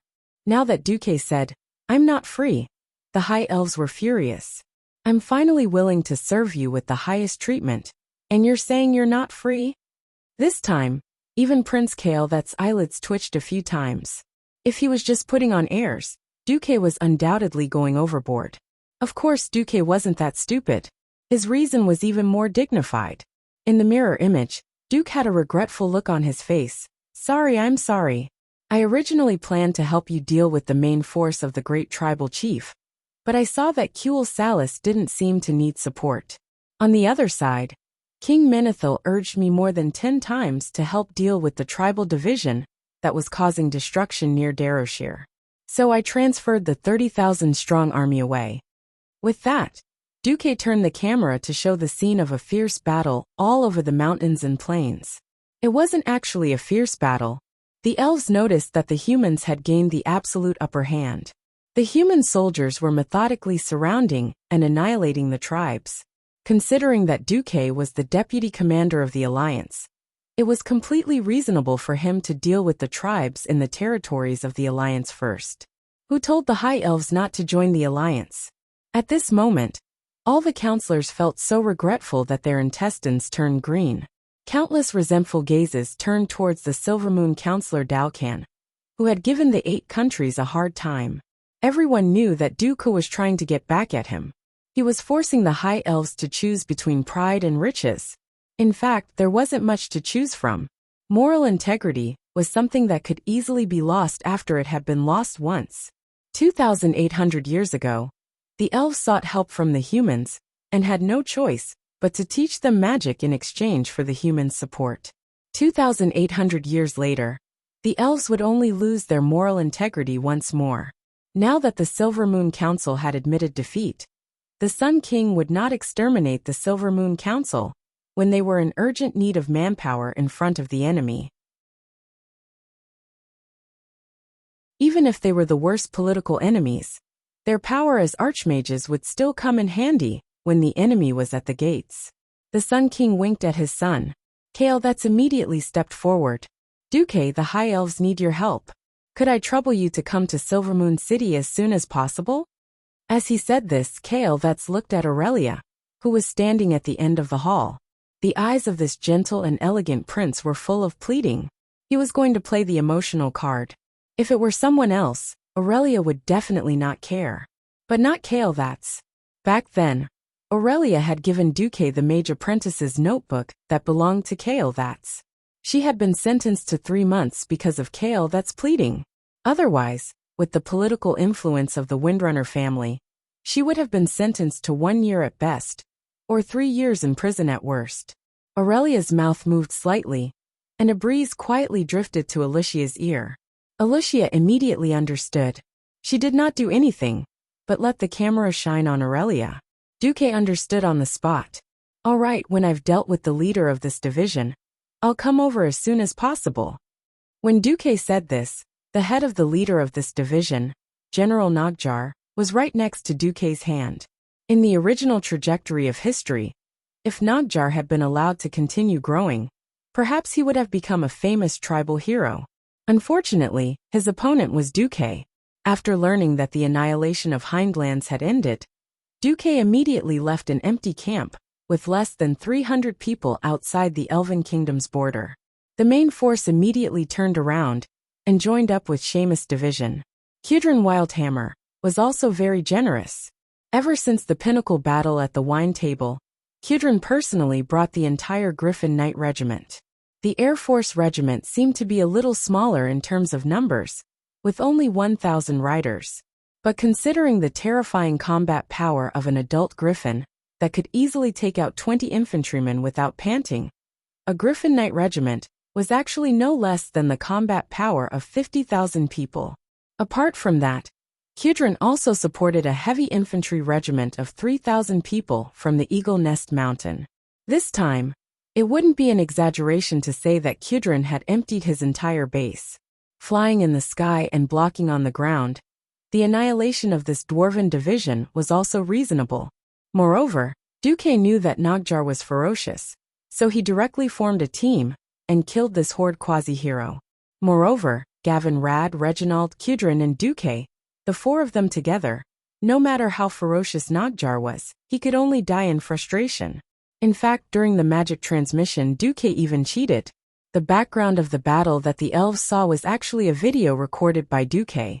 The 60,000 troops were already stationed outside the Elven Kingdom's border. Hearing Duke's promise, the elves finally put down their hearts that were hanging in midair. That night, the elves held a national banquet, and the guests were Elugia and the 4 Windrunner sisters.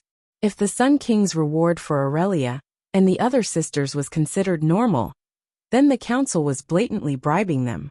For mansions in the Traveler's Square, 5 large ocean-going merchant ships, and more than 10 epic longbows, however, the more smiles the council put on, the colder Aurelia's heart became.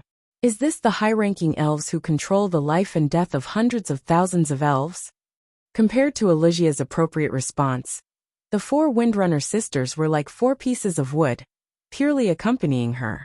No matter what, after a preliminary exchange of conditions, Elugia finally promised to communicate with her master again later. As expected, she received an affirmative reply from Duque the day after tomorrow. The Dark Portal Year 2, 18th of June. This was a very special day for the High Elves.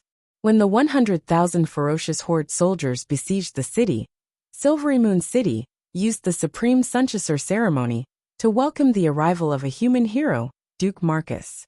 In the 6,000 years since Silverymoon City was founded, only 2 heroes had received such a grand welcome. They were the first king and second king of the Sunchaser royal family. In the eyes of the extremely arrogant elves, the third person to enjoy the glory of the Sunchaser ceremony should have been Prince Kale. That's whom all the elves had high hopes for.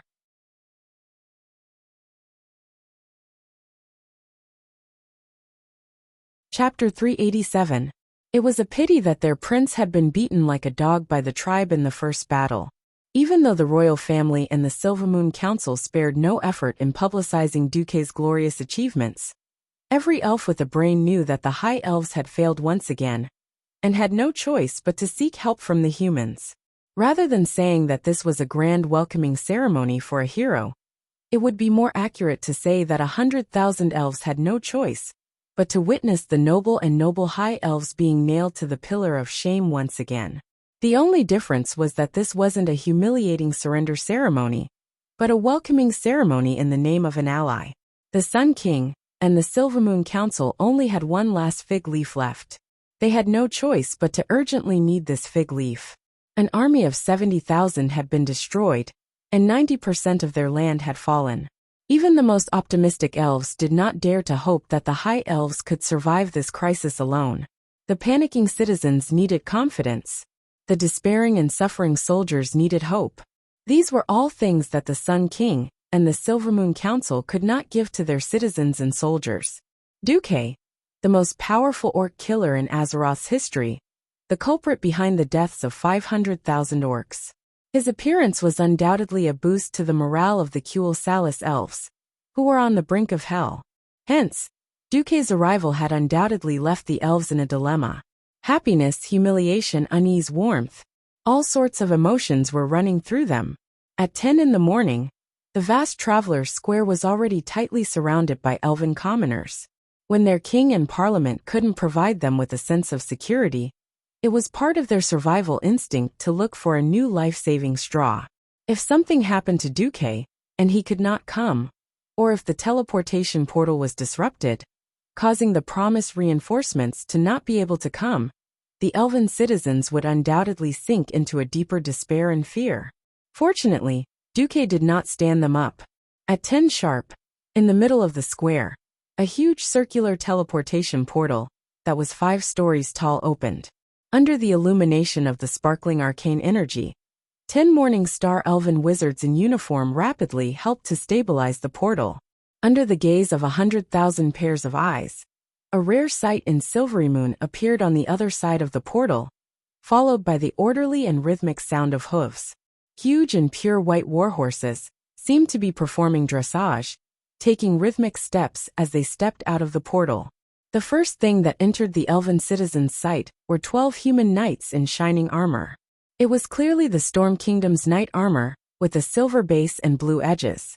Unexpectedly, the flags they held in their hands were in a mess, with all kinds of colors.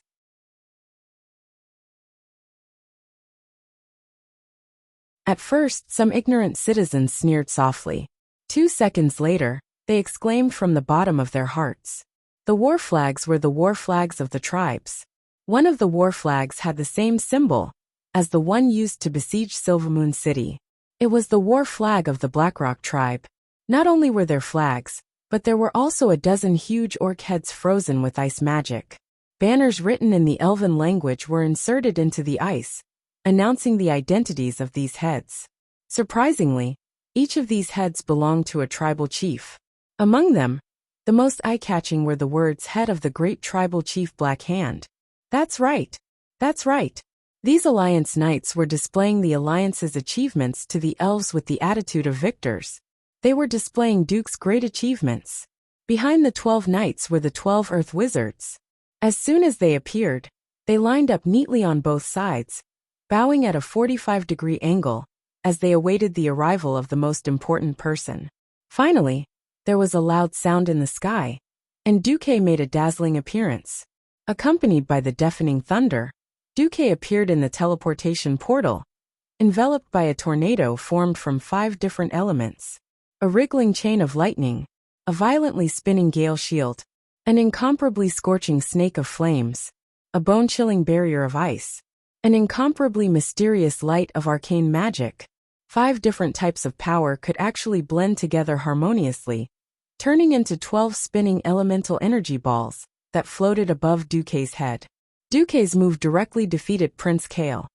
That's who always had 3 arcane energy balls floating above his head. In fact, it was not just Kale that's. Acting Chairman Morlens, who had been waiting at the side, also had an awkward expression on his face.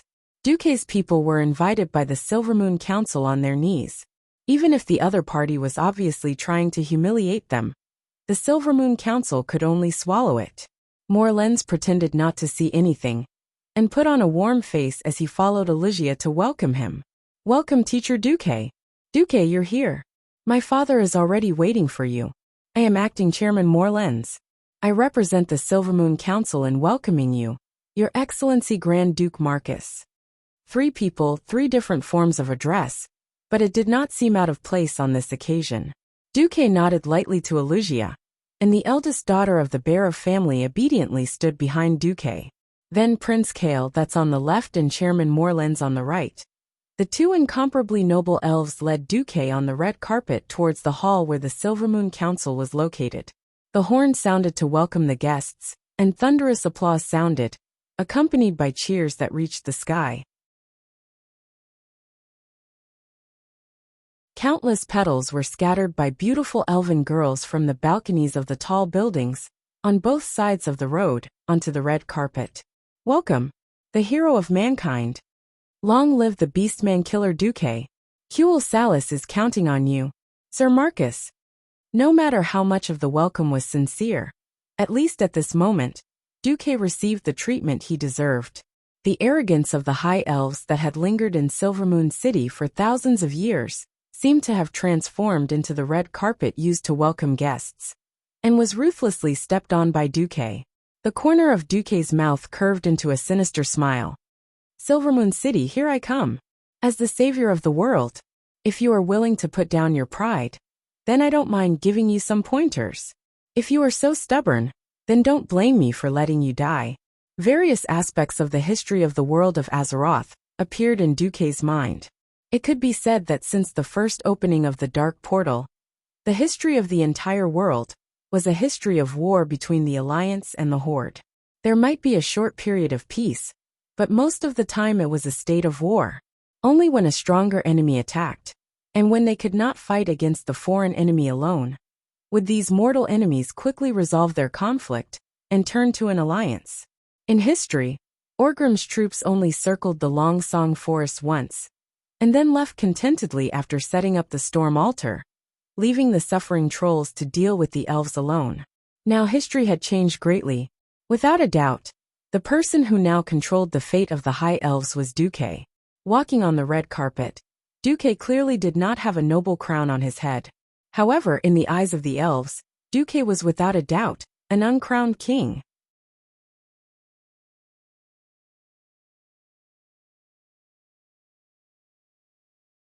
Chapter 388. The Uncrowned King. It sounded nice, but most people would think that it was useless to not be a king. In fact, this majority was wrong. No one knew better than Duke, who was a transmigrator. Without the support of power, the title of king was even more meaningless than an empty title. If the orcs and trolls from the First and Second Wars were considered mortals, then the Third War at the Dark Portal would start. In that case, starting from the Third Battle of the Dark Portal, things like resurrection from the dead, the Calamity Army formed from the undead, dragons, elemental lords, ancient gods. When a large number of ordinary people saw these things that would make them piss their pants, everyone would know that any country that didn't have enough power to support it was nothing more than child's play. Only power. Only then would Duque be able to stand at the peak of the world's nations. Now Duque stood there, his formless power like a storm, easily sweeping through the entire Traveler's Square. Tens of thousands of elves consciously formed a long line. Whether they were willing or not, they had to worship Duque and pray for Duque's salvation. It was as if a silent image was overlapping with history, just like the scene from 2,800 years ago. Accompanying the elven hero Anastrian Sunstrider into the city was the greatest emperor in human history, Thoradin the Great. Now, Anastrian had been replaced by Kael. The heroic knight king on the saddle had been replaced by the mage hero, and the leadership had changed. It was no longer the elves, but the humans. This scene made countless elves feel conflicted and sad. Duque walked on the red carpet, looking around from the corner of his eyes. He had to admit that the main city of the High Elves was indeed beautiful. There were beautiful sculptures and buildings everywhere. Even if a piece of a building were to be dismantled by the roadside and auctioned in the human world, it could be sold for a sky-high price. It had to be known that this was not the Silvermoon City that had been witnessed by the players in the future, the one that had been built next to the original ruins. This was the original Silverymoon City. In terms of artistic value, it completely surpassed the 9 streets of the new city. Although New Silvermoon City was also very beautiful, compared to this beautiful ancient city with thousands of years of history, New Silvermoon City was more like a clumsy imitation. At this moment, Prince Kael'thas, who was beside Duque, said softly, "Silvermoon is beautiful, right? She is the pride and greatest spiritual sustenance of the High Elves. If possible, we don't want her to be affected by the flames of war." Duque noticed that the prince used she to describe Silvermoon City, just like how humans like to use women's names to describe warships. This kind of attachment to things was really characteristic of the elves. Duque replied, "That's exactly why I'm here." Kael'thas nodded and didn't say anything else. Before the negotiations reached the moment of signing, unforeseen events could still occur. The prince thought silently. As long as Duque doesn't ask for too much. The sound of drums and trumpets, as well as the noise, faded away with the end of the half-hour-long welcome ceremony. However, even though Duque's young and mysterious figure had disappeared from the entrance of the Parliament Hall, not a single elf citizen left. It was as if they were waiting for the final judgment, for the results of the negotiations. Everyone knew that the arrogance of the elves had long since angered the 7 human kingdoms and the bronze-bearded dwarves of the Cosmodan Kingdom. When the humans repeatedly asked for help, the Silvermoon Parliament had arrogantly ignored them. Now it was the High Elves' turn to face extinction. Would the humans still be willing to lend a helping hand? None of the elves knew. In the dazzling and glorious hall, the 1,024 magic lamps arranged in all directions illuminated the hall as if it was daytime. Walking in it, one couldn't see a trace of shadow, giving people a majestic feeling, as if they were walking in the temple of the sun god. The Sun King Anastrian Sunstrider, who was sitting on his throne above the 9 steps of stairs, finally stood up. He spread his arms, and his slightly aged majestic voice reverberated in the huge hall that was more than 10,000 square meters. "Welcome, the Grand Duke of Stormwind City, the Orc Killer, the hero of the humans, and the great guardian candidate, Your Excellency Duke Marcus." For a king to formally call out Duque's title as the most awesome was undoubtedly a huge concession. It must be known that this kind of high-hatted greeting, when uttered by a ceremonial officer, and when uttered by a king, have 2 completely different meanings. Duque didn't want to provoke the elves any further. He bowed slightly so that his head was in a straight line with his back. He didn't lower his head, but purely expressed his respect for his elders. "Thank you, Your Majesty, the Breaking Dawn Archmage, the Terminator of the Troll War, and the great ruler of the elves, Sun King Anastrian Sunstrider." Duque's words made the high-ranking elves, who had been laughing dryly, calm down a little. "Your Excellency Marcus, may I ask if I'm talking to the Grand Duke of Stormwind City now, or the Deputy Commander of the Rotterdam Alliance?" The Sun King's words had a deeper meaning in politics. Previously, in order to avoid provoking Kuel Salis, Duque could only approach the border of the elves in the name of the Grand Duke and his private army. If the high-ranking elves turned a blind eye and let Duque enter, they would let Duque stab them in the back during the first or second battle between the elves and the tribes. Then, the elves would at most think of a way to compensate Duque, and then join the alliance. Then the matter would be over. However, the Silvermoon Council would accuse Aurelia of having an affair with Duque, and forbid Duque from entering. Alright, now that the elves' main force had been defeated, and the new soldiers had yet to be trained, they were only willing to invite Duque when their country was on the brink of extinction. If Duque insisted on holding on to this point, the elves would naturally have to continue to compensate Duque, who was the Grand Duke, for the damage to his heart and so on. Of course, Duque could do that, but he would be at a disadvantage. A smile appeared on Duke's face as he raised his hand. and a very formal document appeared in the air in front of all of the elves with the power of the arcane technique. I, Duke Marcus, have officially obtained the absolute authorization of the Rotterdam Alliance. As the Deputy Commander of the Rotterdam Alliance, I am fully responsible for the negotiation of the Kingdom of Salis joining the Alliance. On it are the seals of the Commander-in-Chief and the kings of the member countries. Duque's move caught the Sun King and the Silvermoon Council off guard. No one expected Duque to have such a huge influence in the alliance. He actually obtained the full support of the Commander-in-Chief and 8 kings in one night. At this moment, the 8 kings were fighting bloody battles against the horde on all fronts in the world. How much trust did it take for so many crafty kings to agree to give up their power in such a short period of time? How great was Duque's prestige? All the elves gasped. At this moment, a herald suddenly ran in a hurry. Oh no, the tribes have broken through our regional magic defense, and they will attack the city at any time. Duque raised his hand, and suddenly, a flag flew out of his storage space and into Aurelia's hand. Take my flag and stick it on the city wall. Today, the chief of the tribes will naturally get lost. The elves' faces changed again. Retreat with one flag? Are you kidding me? Chapter 389. If someone else dared to do such a thing in front of a group of high-level elves, it would be enough to say that the high elves were a superior race and a nation of etiquette if they didn't burn him to death with magic fire on the spot. At first, the reaction of all the elves was that it was ridiculous. In other words, the humans thought that Duque was showing off. Not just any show-off, but a show that was courting death. A war flag could force back a horde army of 100,000? Wasn't he afraid of being struck by lightning for showing off so much? Several counselors were about to mock him, but all of them swallowed their words. Why? The name of a human, the shadow of a tree. Even if every counselor didn't like Duque, no one dared to deny Duque's achievements.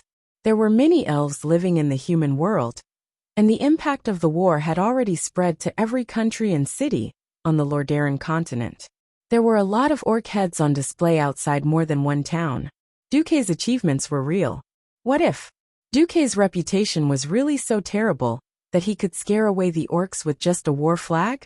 The elven counselors had to swallow their words and wait for the development of the situation. Duque looked at Aurelia. Aurelia also stared at Duque. This beautiful and smart elven ranger general certainly knew what Duque wanted. Duque used his wisdom to foresee a shameless and despicable power struggle. He also foresaw that this power struggle at the cost of the lives of the high elves was destined to break Aurelia's heart. However, he still did his best to accompany her in her efforts, waiting for that 1 in a million chance of the high-level elf's brilliance. She didn't wait for that elven hope. She made things so difficult for Duque, made Duque do so much, and now it was time for her to give Duque an answer. Was she willing to use her transfer as the price in exchange for Duque's help to the high elves for the last time? She gently closed her eyes and pondered for 2 seconds. When Aurelia's beautiful eyes appeared in front of everyone again, they were no longer confused, but incomparably determined. Aurelia Windrunner's clear and melodious voice resounded in the hall. According to His Excellency Duke Marcus' request, I will unfurl this flag and raise it high. Then, I will ride on a chocobo and cross half of Silvery Moon to the top of the outer walls. I will plant this flag there and see how the horde will react. Who agrees and who objects? Her mellow voice was filled with determination. In fact, this was Aurelia's final tearful accusation against the vermin of the country and the useless people in high positions. That's right. As long as any of you still have a bit of backbone, then step forward and use the elves' methods to solve the elves' crisis. If all of you are useless trash, then don't blame me for hiring an outsider. Who agreed? Who objected? She said it lightly, but no one dared to say anything. Everyone knew that if Duque succeeded, then Duque would become an undying legend in the history of Azeroth. At the same time, it would be a huge blow to the reputation of the Salis royal family and the parliament. But in a crisis like this where the army was pressing down on the city, one wrong word could mean the end of one's political career, and even one's life. The counselors, who would speak eloquently in this hall almost every time, were all mute. After Aurelia finished speaking, she waited for a full 10 seconds. Her gaze swept from left to right, from top to bottom, back and forth between the counselors and the Sunstrider father and son. When she found that no one dared to meet her gaze, Aurelia's face revealed a sad but resolute smile. That means no one is against it. Then I'm leaving. I'm leaving. Not only did this mean that she would step out of the hall and run to the top of the city wall, it also meant that she, the Ranger General who had been loyal to quell the loss for thousands of years, the heroine of the High Elves, would forever leave the people she once loved, her country, with disappointment and sorrow. Prince Kale, was deeply hurt by this scene. He almost instinctively raised his right hand, as if he wanted to ask Aurelia to stay, but he still put down his hand dejectedly. After seeing the prince's action, Aurelia opened her mouth slightly, as if she wanted to say something, but in the end, she didn't say a word. She turned around and walked away. Tisk, Illyria wasn't the only one. Servanas, who was also a Ranger General, also turned around and left with her sister. However, what she left behind for the counselors was the back of her head, which was even more rebellious. Time in the hall seemed to freeze. No one spoke because everyone was waiting for the result. In the end, a shocking legend would be born. Or would it create a joke that would be laughed at for 10,000 years? Every high-ranking person was looking forward to it. Aurelia strode out of the hall, and her third and fourth sisters immediately came up to her. Let's go. A certain braggart claimed that he could scare off Orgrim with a flag. Let's go and see. Without hesitation, the 4 Windrunner sisters flew up to their mounts. Under the watchful eyes of the crowd, they unfurled Duque's huge blue storm emblem flag. Compared to Silvermoon City, which had red and gold as its base color, this refreshing blue was so out of place. It was so abrupt and glaring. Moreover, an elven Ranger General was holding up a human noble's flag. What did this mean? The moment the flag fluttered in the wind, Aurelia truly received the attention of the crowd. Suspicion, panic, unease, questioning, complaints, anger. Almost all the emotions gathered on Aurelia's face. Her arm was firm and strong, as if she had pulled a bow millions of times. Her body was as firm as a pine tree. She was not afraid of the rumors or the attacks of hostility. However, on her beautiful face, 2 drops of tears rolled down. Yes, these are the last 2 drops of tears that I, Aurelia Windrunner, shed for my beloved country. Through the long street, through the square, ignoring the bewildered citizens and the guards who tried to stop her, Aurelia finally arrived at the top of Silvermoon City's main gate. In her field of vision, a mixed army of tens of thousands of tribes and trolls had long been prepared to attack the city. Over 1,000 huge and crude catapults were lined up in a row. The orc laborers panted heavily, carrying heavy sandbags on their backs, ready to fill up all obstacles on the siege road with sandbags or their corpses. The heavily armed orc warriors roared restlessly, and the even more cruel trolls continued to slaughter the elven captives before the battle began, carrying out the last blood sacrifice before the battle. However, when Aurelia rushed up to stand on the top of the city wall, she suddenly stirred up strong gusts of wind behind her, condensing the hurricane into a huge battle bow. After she shot out Duque's storm flag, half of the battlefield below fell silent. 500 meters away, the azure storm flag that was stuck in the ground fluttered in the wind. Every orc who saw this flag was in an uproar. There was no longer that fierce and unparalleled aura, but instead an indescribable panic.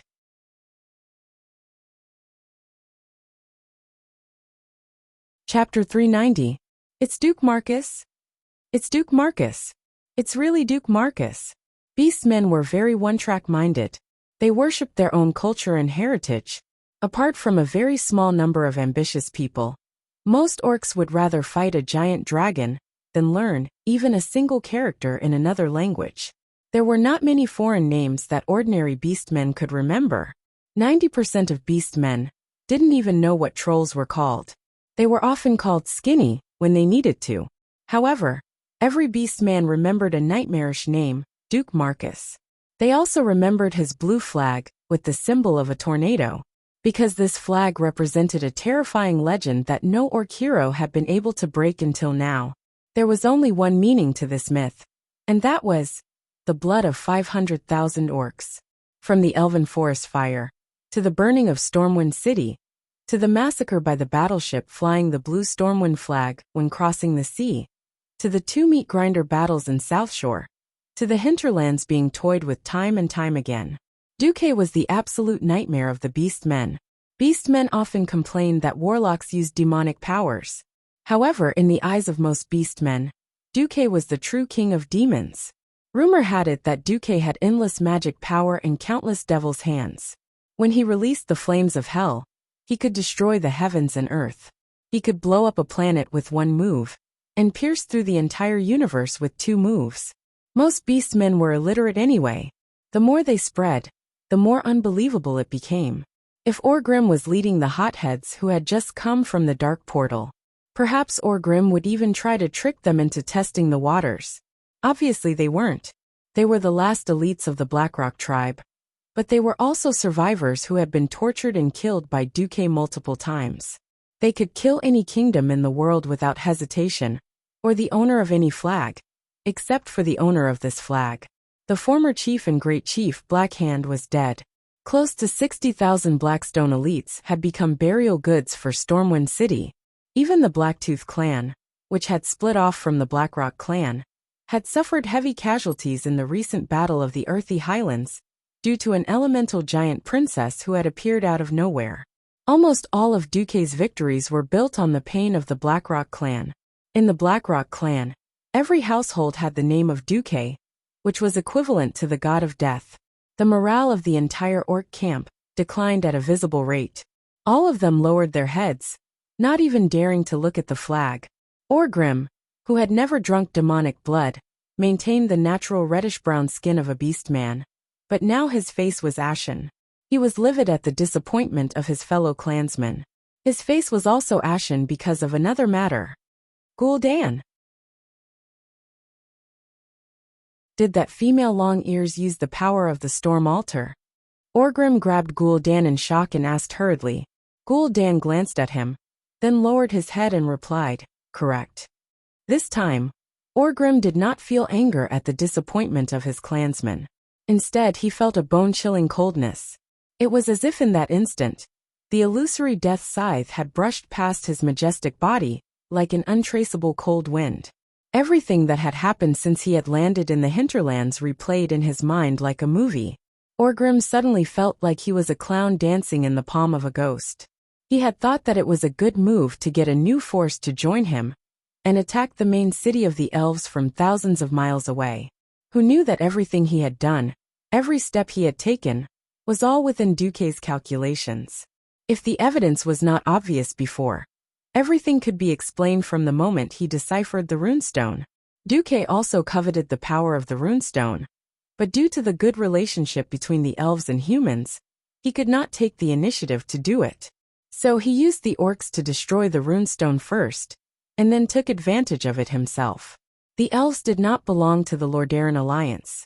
No matter how many elves died, it had nothing to do with him, a human, or the alliance. So, he could watch coldly from the perspective of a bystander, as hundreds of thousands of elves were slaughtered by the allied forces of the orcs and the trolls, until the elves could not take it anymore and gave in. Of course, the horde had taken all the notoriety. It was obvious that Duque had reaped all the benefits.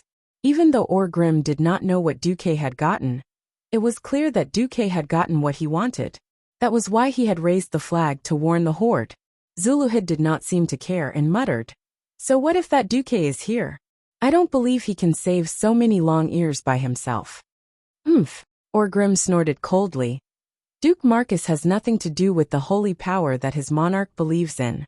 He can even burn down the main city of his own country. Why can't he burn down the city of the Long-Ears when the horde attacks this one? And let us be buried with the Long-Ears. If he could be so cruel to himself, he would definitely be even more cruel to others. This logic seemed to be accurate. It was a pity that Orgrim would never know that Duque's origins had nothing to do with Stormwind City. Orgrim felt bitter. The great chief hesitated. With regards to Duke's defensive skills, Orgrim definitely had a deep understanding of them. The cries of his compatriots who had died under the three-dimensional attacks seemed to echo in Orgrim's ears. If Orgrim had the Horde's army at hand, he would have a steady stream of orc reinforcements with the Dark Portal's supply line at his back. Perhaps Orgrim really did not believe it, and wanted to fight Duque. No matter what, destroying a race's capital was still something that boosted the morale of the race. That was under the premise that Duque did not interfere.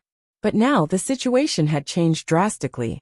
Originally, Orgrim thought that even if Grom Hellscream's main force could not take down the capital of the strongest human kingdom, Lordaeron, they would still be able to deal a heavy blow to the allied forces. Who would have thought that Grom's assault would be destroyed by a new flaming weapon invented by Duque? He only found out about this after he promised Zujin to attack the elves and stepped into the Longsong forest. Grom could no longer rely on his own forces to break out of the encirclement, and needed his Blackrock clan. He did not have the capital to waste any more time here. Moreover, Duque's personality was one that would bite off a piece of flesh from you even if he suffered heavy losses. This gave Orgrim a headache the most. With all these factors in mind, Orgrim believed that retreating was the only option. He would never have thought that if he really wanted to fight, Silverymoon would not be able to withstand it. Inform Zujin. Retreat, the Great Chief ordered.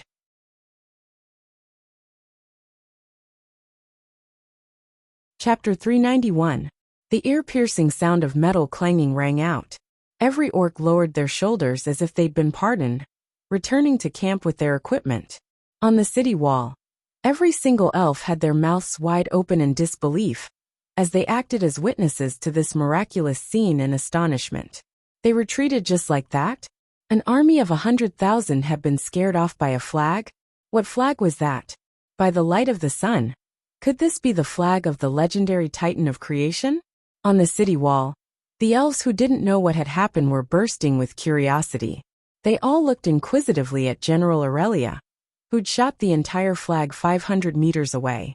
Aurelia ignored their gazes and muttered to herself. He did it. Yes, he did. Windsor was the first to answer. It seems like there's nothing our new master can't do.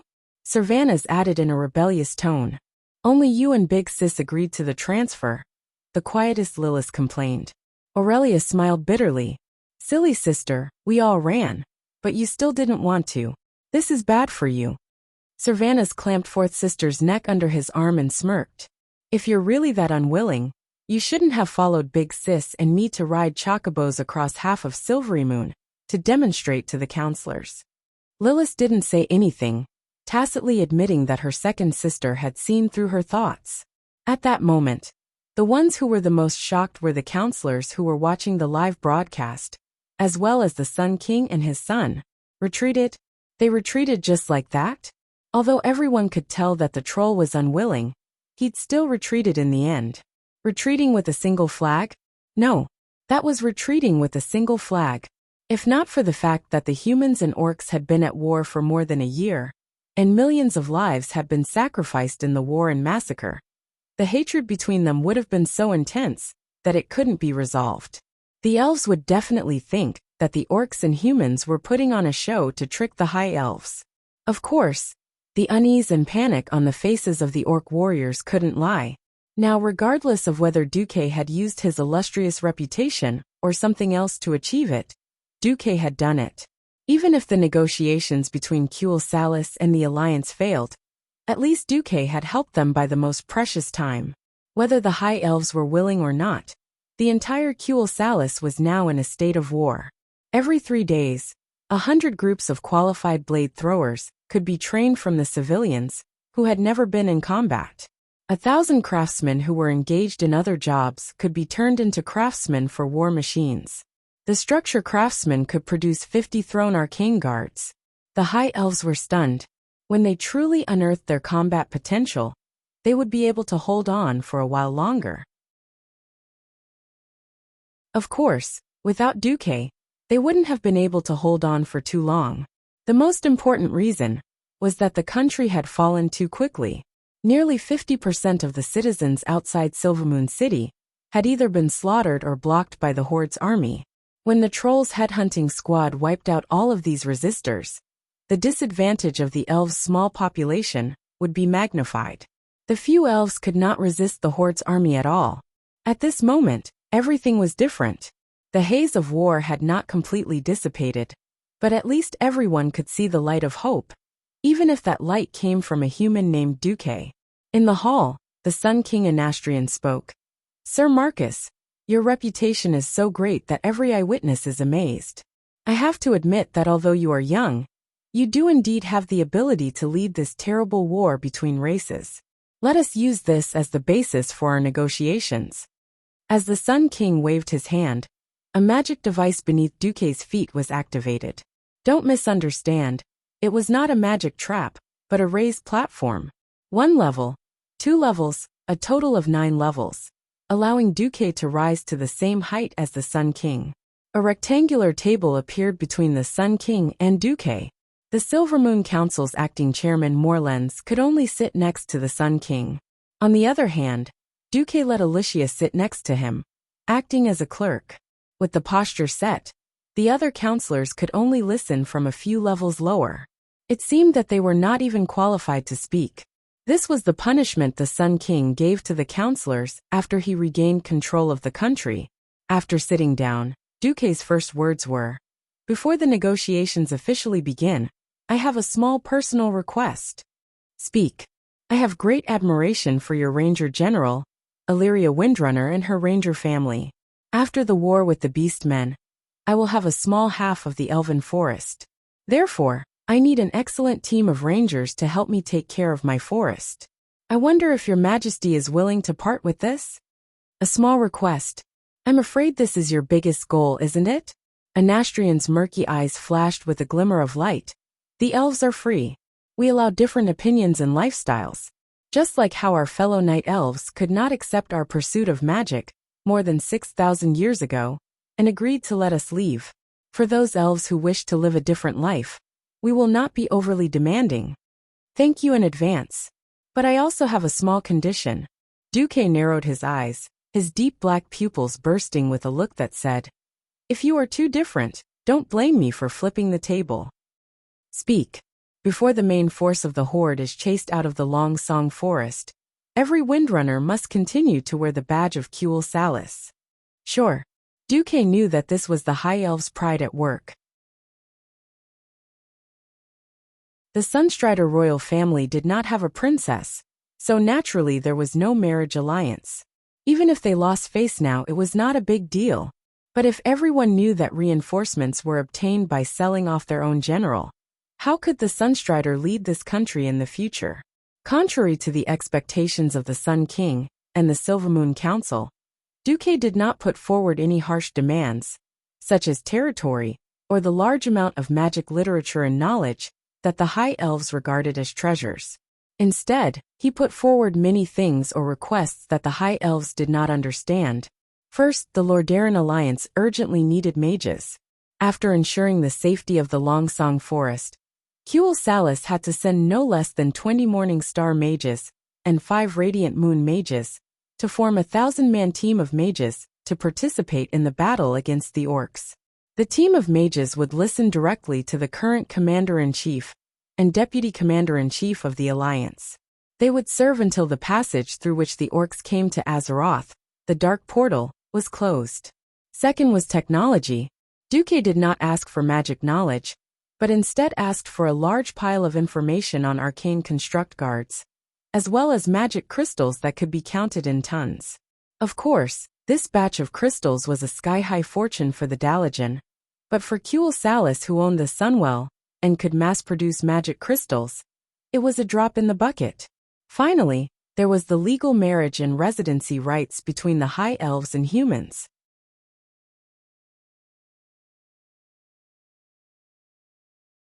Chapter 392. The other counselors couldn't understand it. The old and wise Sun King understood most of it. First of all, for both public and private reasons, there seemed to be nothing wrong with mobilizing the mages. To quote Kuel Salis, "You can't possibly let Prince Kale, that's work for you, Duque, right?" Sun King immediately knew that the people Duque had taken away were all members of the Silver Moon Council. There were mages on the Alliance's side, mages on the Horde's side, and also mysterious and evil sorcerers. No one could guarantee that no one would die in battle. When more counselors died, the Sun King would naturally have a way to fill the vacancies. At that time, the parliament would definitely not be a monolithic block, and there would be great opportunities. Secondly, there were the magic crystals. Duque, of course, said that it was to make up for the consumption of the Alliance's mages in the magic war. But as for how to distribute the magic, the commander was the king of warriors Lothar, who only knew a little about magic. Wasn't it up to Duque, who was in charge of magic in the Alliance? Finally, there was the right to marry. On the surface, it looked like Duque was doing this for his own selfish reasons. He might have a chance to marry Aurelia. However, the Sun King felt that it was not that simple.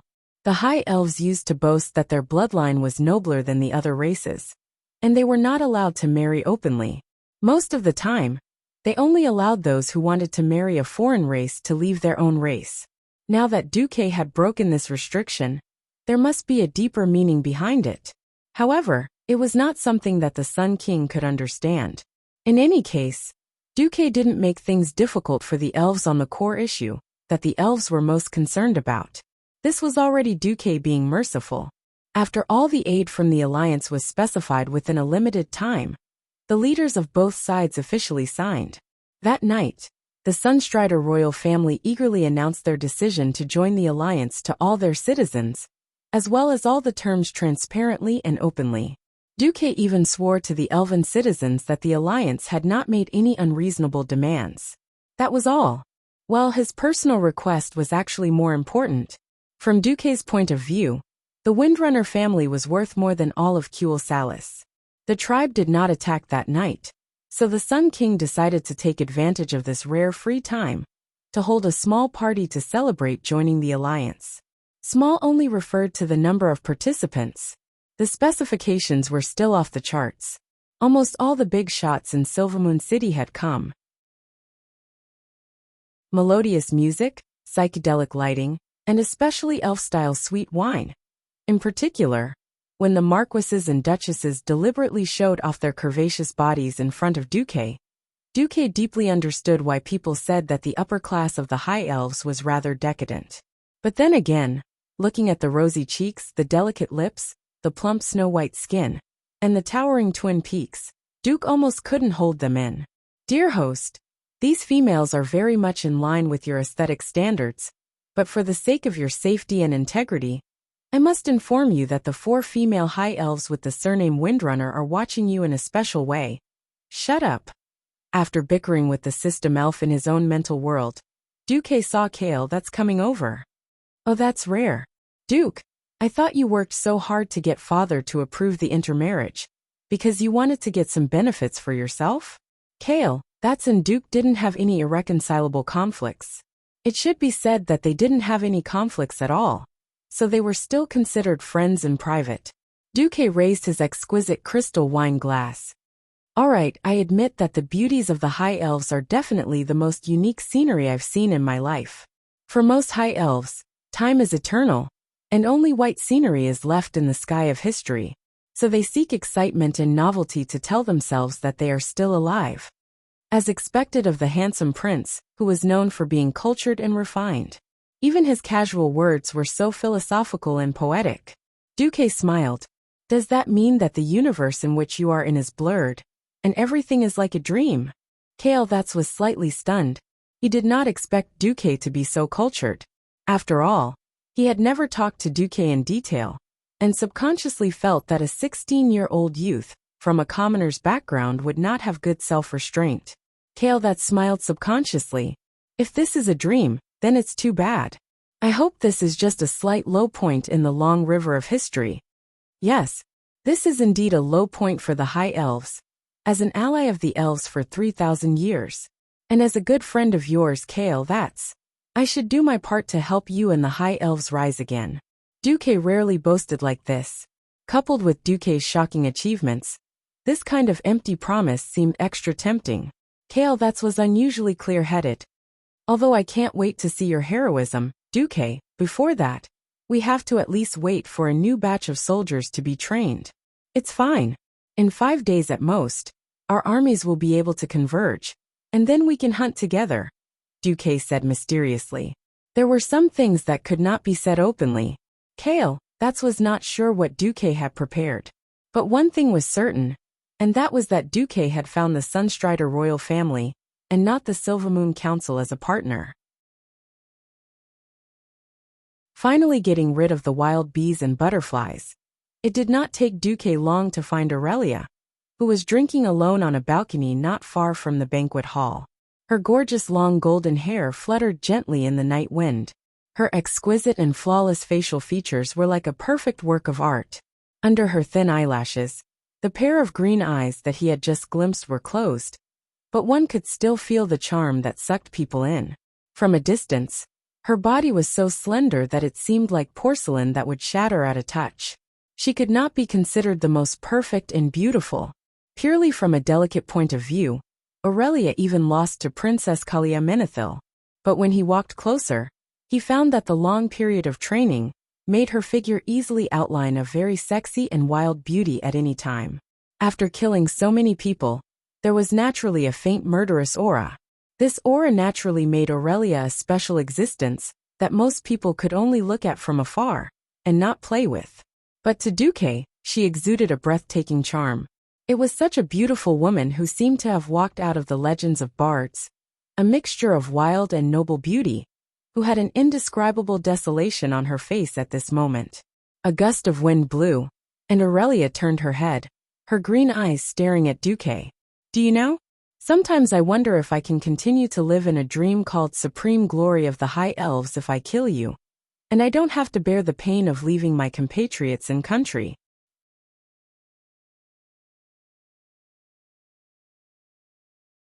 Chapter 393. Kill me, and I'll resurrect too, Duque thought quietly in his heart.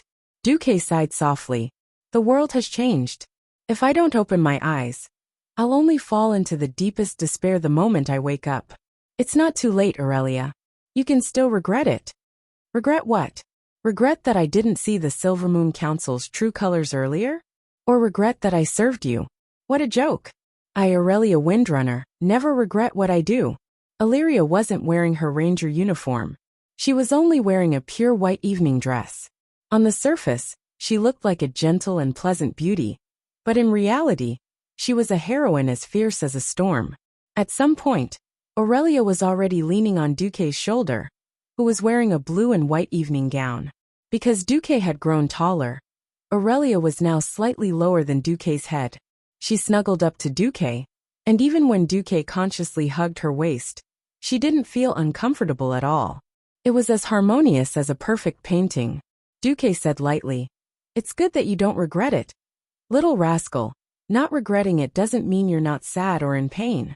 After a pause, Aurelia continued. "Don't move, just let me lean on you for a while." Okay. The two snuggled up to each other, enjoying the warmth from each other, and the warm feeling of their souls merging. After an unknown period of time. Hey Duque, what will happen to Azeroth in the future? Duque looked up at the starry sky with a deep expression. His gaze seemed to have transcended the void, transcended history, and arrived at a certain node in the future. Duque's voice was ethereal and dreamy. The Burning Legion has made a move again. Even if I don't want to admit it, beating Sargeras into the bottomless abyss isn't the end. In 5 years at the earliest, or 10 years at the latest, the Burning Legion will definitely make a bigger move. At that time, we might need all the races to work together to get through this. Aurelia's whole body trembled, and the 3 beautiful figures who had been eavesdropping on the tree not far away also trembled. The Windrunner sisters recalled all of Duque's miracles. That kind of prophecy of the highest level, like a charlatan, gave each of them a strange premonition. It was as if their fates would be tightly linked to Duque's future. He gently stroked Aurelia's soft golden hair. But before that, I promise you that I will make the culprit behind the massacre of the High Elves, Zujin, pay the most tragic price. At that moment, Duque felt Aurelia's fingers tighten around him, Those fingers that looked like tender white jade suddenly turned into the sharpest dragon's claws. The great force that came from those fingers made Duque's shoulder feel a little pain. "I'm sorry." Aurelia suddenly came to her senses and apologized. "It's okay." Duque silently added the fitness option to his growth plan. "Should I get a battle mage subclass?" Almost at the same time, Zhu Jin, who was in the tribe's main camp, felt his mind go blank. The tribe has done enough for the trolls. Now it's time for the trolls to fulfill their promise and serve the tribe. I need the trolls to obey orders and follow us to attack the humans' capital. Zhu Jin thought that he was hearing things. However, the serious expressions of Orgrim and the other tribe chiefs told him that they were not joking. The hatred accumulated over the generations, the voices and smiles of the trolls who had died tragically, all of this seemed to naturally appear in his mind. He almost didn't think, and subconsciously smashed the table in front of him, shouting, "Don't worry, I'll kill you." Betrayal. This is the tribe's betrayal to the trolls. A ray of black light shot out from the Troll King's palm, almost splitting Orgrim's hideous face in half. It was a battle axe that had been strengthened by the power of storms. Kargath Bladefist, the chieftain of the Shattered Palm clan, swung the blade attached to his arm like lightning, instantly knocking away the battle axe that Zhu Jin had thrown. The battle axe that flew away hit the largest support of the huge tent. With a loud bang, a gust of wind shot out from the axe. Under the impact of the wind, the huge tent that was made of animal skin was torn into pieces by the huge force, flying everywhere in an instant. The turbulence caused by the wind instantly sent a few of the personal guards stationed near the chieftain's tent flying. One of them even crashed into a huge stone pillar beside the tent, almost causing him to cry out in pain. However, the loyal personal guard did not have the time to complain. He ignored the pain in his back that felt like all the bones in his body had been broken, and crawled up from the ground. As he rushed towards the tent, he shouted, "Enemy attack!" The chieftain's tent was attacked. In less than a second, the entire tribe's camp was in an uproar. "It's okay. Calm down. All of you calm down." Orgrim's thunderous roar temporarily calmed the crowd down. When the gigantic tent collapsed, revealing the panting Zhu Jin and the cold-looking Kargath, who had raised the sharp blade in his arm, all of them realized that the trolls and the horde seemed to have fallen apart. Zhu Jin was not alone. Besides Zhu Jin, there were also a few chieftains from different clans. It would not be an exaggeration to say that Zhu Jin was a small chieftain of the tribe. When Zhu Jin got into a fighting stance, they naturally took out their weapons. Originally, the beastmen and trolls had already set up camp together, and there were no fences separating them. Now that there was such a sudden turn of events, everyone was dumbfounded. They picked up their weapons, not knowing whether they should attack or not. "Orgrim, you liar. We agreed to conquer the entire world together. The beastmen wanted the plains and mountains, and the trolls wanted all the forests." Zhu Jin excitedly waved his long and powerful arms, roaring loudly. "The tribe did not lie to you. This is our final goal. However, in the contract, we wrote that the tribe will help you defeat the main forces of the High Elves, and the trolls will take their final revenge." It was clearly written in the contract. Orgrim took out the contract and raised it up high. The tribe has killed a total of 70,000 High Elves in the 2 battles. In reality, you trolls have also killed more than 100,000 High Elven civilians. The tribe has fulfilled its promise. No, this is not enough. Those long-eared Silvery Moon City are still here. Why? Why did the beastmen retreat when they saw the blue war flag today? No, the main point is not the war flag. The main point is that we have received the latest news.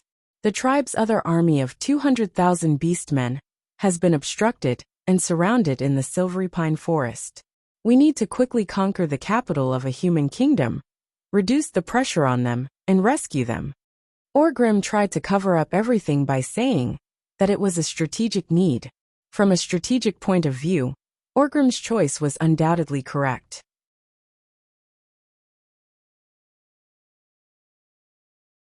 Chapter 394. After all the chiefs agreed that Duque was using the horde to weaken the High Elves. If the Horde dared to attack Silvery Moon, Duque would dare to burn the city again, even if it was a perfect misunderstanding. And even if Duque wanted to burn the city, the elves would not allow it. But the Horde did not know. An alliance that had not been broken for 2,800 years. It sounded grand, didn't it? The Horde was a different race and lacked information. Who knew about the petty conflicts between the humans and the elves? In the end, all the chiefs thought that rather than wasting their elites on the elves, who could not harm the humans, it was better to send troops to attack the humans' vital cities. It was a pity that a very intelligent beastman leader met a great demon leader who only knew how to act based on emotions and had long since been blinded by hatred. The result was destined to be a tragedy. No, the trolls will not recognize this alliance written in the common human language. It's full of word games. As long as the Horde fights with the trolls, we will still be brothers. We will still be brothers. Zhu Jin raised his remaining battle axe and roared. Orgrim felt aggrieved. There was no direct translation between the troll and beastman languages. The only way to communicate was in the common human language. Zhu Jin, how could you just destroy an alliance written in the common human language? Orgrim was furious. To be honest, the beastmen were not a race with a good temper. I, Orgrim, am the chief of the Horde. I have to consider the interests of the entire Horde, not the trolls. Do you think that if there is a single high elf who is still alive, I will have 50,000 elites accompany you trolls to kill the last elf? Yes, that's right. This is the only way you can show your sincerity. This is the only way you are qualified to be the trolls' allies.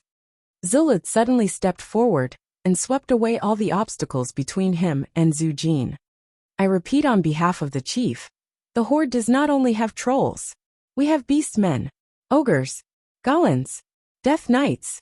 The trolls do not have the right to ask the entire Horde to be their fighters. Without the support of the Horde, you trolls are only fit to be rats in the depths of the forest. You can't even step into the Longsong forest. Zhu Jin's face turned red at Zulahid's blunt humiliation. Rats. How dare you call the people of the Great Amani Empire rats? No existence could insult the giant demons. No, Zulahid. Kneel down and apologize to the ancestors of the giant demons. Apologize? Never. The trolls can't do anything without the orcs. Why should the brave orcs apologize? This time, Zulid was furious and he whistled. A huge adult dragon suddenly soared into the sky from the back of the camp. Even if it was unwilling, it would let Zhu Jin know what a dragon's breath was as long as Zulahid gave the order. Zulahid, this is your last chance. If you don't kneel down and apologize, I'll use the wind to cut off your legs and make you kneel forever. Zhu Jin waved his axe. Bastard. Think about it. If we hadn't built the storm altar for you, where did you get the power of the storm? Zulid pulled out his warhammer and blasted. Enough. It's enough. Do you really want to fight here and let the humans and elves on the walls laugh at us? Orgrim rushed in between the two and smashed his hammer into the ground. Sand flew everywhere, and a huge circular pit with a diameter of more than 3 meters appeared. Everyone could feel the frightening power of the great chief. For a moment, the whole place was silent. However, the tense atmosphere did not ease at all. Orgrim saw that the ogres and orcs, who had always been close to each other, were now standing in 2 distinct lines. They held their weapons in their hands and looked at each other nervously. Orgrim suddenly realized that the honeymoon period between the Horde and the giant demons had ended the moment Duque's war flag appeared. Orgrim recited the nightmarish name with the greatest hatred in his heart. Duke Marcus, is this your plan? Is this what you wanted to see? Very well. I, Orgrim, will remember your treachery. Orgrim gritted his sharp teeth and suddenly looked up at Zhu Jin, his eyes like lightning. Wake up. Zhu Jin, the war between the giant demons and the elves has lasted for 6,000 years. In these 6,000 years, neither of you have completely destroyed the other. It is not easy to destroy the other in a short period of time. In order to destroy an intelligent race, it would take a long time and many victories, little by little. The giant demons have won enough this time. As long as the giant demons remain in the Horde, we will destroy all the elves, humans and dwarves, and dominate this planet. Orgrim's earnest guidance could not be said to be without good intentions. If it were another clear-headed leader, with a higher level of intelligence, perhaps he would have listened. Unfortunately, revenge and the consecutive victories had caused Zhu Jin's originally low intelligence to fall to the same level as a retard. He decisively refused. There's no need. The giant demons are ashamed to be associated with a tribe that was scared away by a flag. Zhu Jin raised the remaining axe in his hand and shouted, "Giant demons? We don't need to rely on the cowardly orc tribe. We can destroy Silvery Moon City ourselves." The hearts of the giant demons were stirred up by Zhu Jin's provocative declaration. They immediately raised their weapons and let out a heaven-shaking roar. Their spears were like a forest, and it really did look like that. Zhu Jin didn't care about Orgrim and the others' reactions. He just led the troll chieftains away. "Idiot! Don't you think that without us, they wouldn't even have the right to step into the Eternal Song Forest?" Zulu had scolded. "What should we do?" Kargath Bladefist asked. "Go." And as soon as possible, Orgrim picked up the map that had fallen to the ground and drew a circle on it. Finally, it landed on a name. "We'll go like this, and then go here." The tribe chiefs thought for a while, and finally nodded. Back at Silvery Moon City, at the banquet hall, Duque reluctantly let go of Aurelia. "Duque, rest early. Perhaps tomorrow will be a bitter battle. After all, there are at least 4 days before your reinforcements arrive." "Bitter battle? What bitter battle?" Duque pretended to be ignorant. "What do you mean? The High Elves can't defeat the orcs, ogres, goblins and giant demons. But can't they defeat a group of giant demons who don't even know how to break through magic?" Duque replied with a faint smile. "Oh, if this is true, then this is definitely the best news I've heard since Kuel Salis was invaded." The one who replied was not Aurelia, but Prince Kale, that's, who had unknowingly appeared in the corridor a few meters away.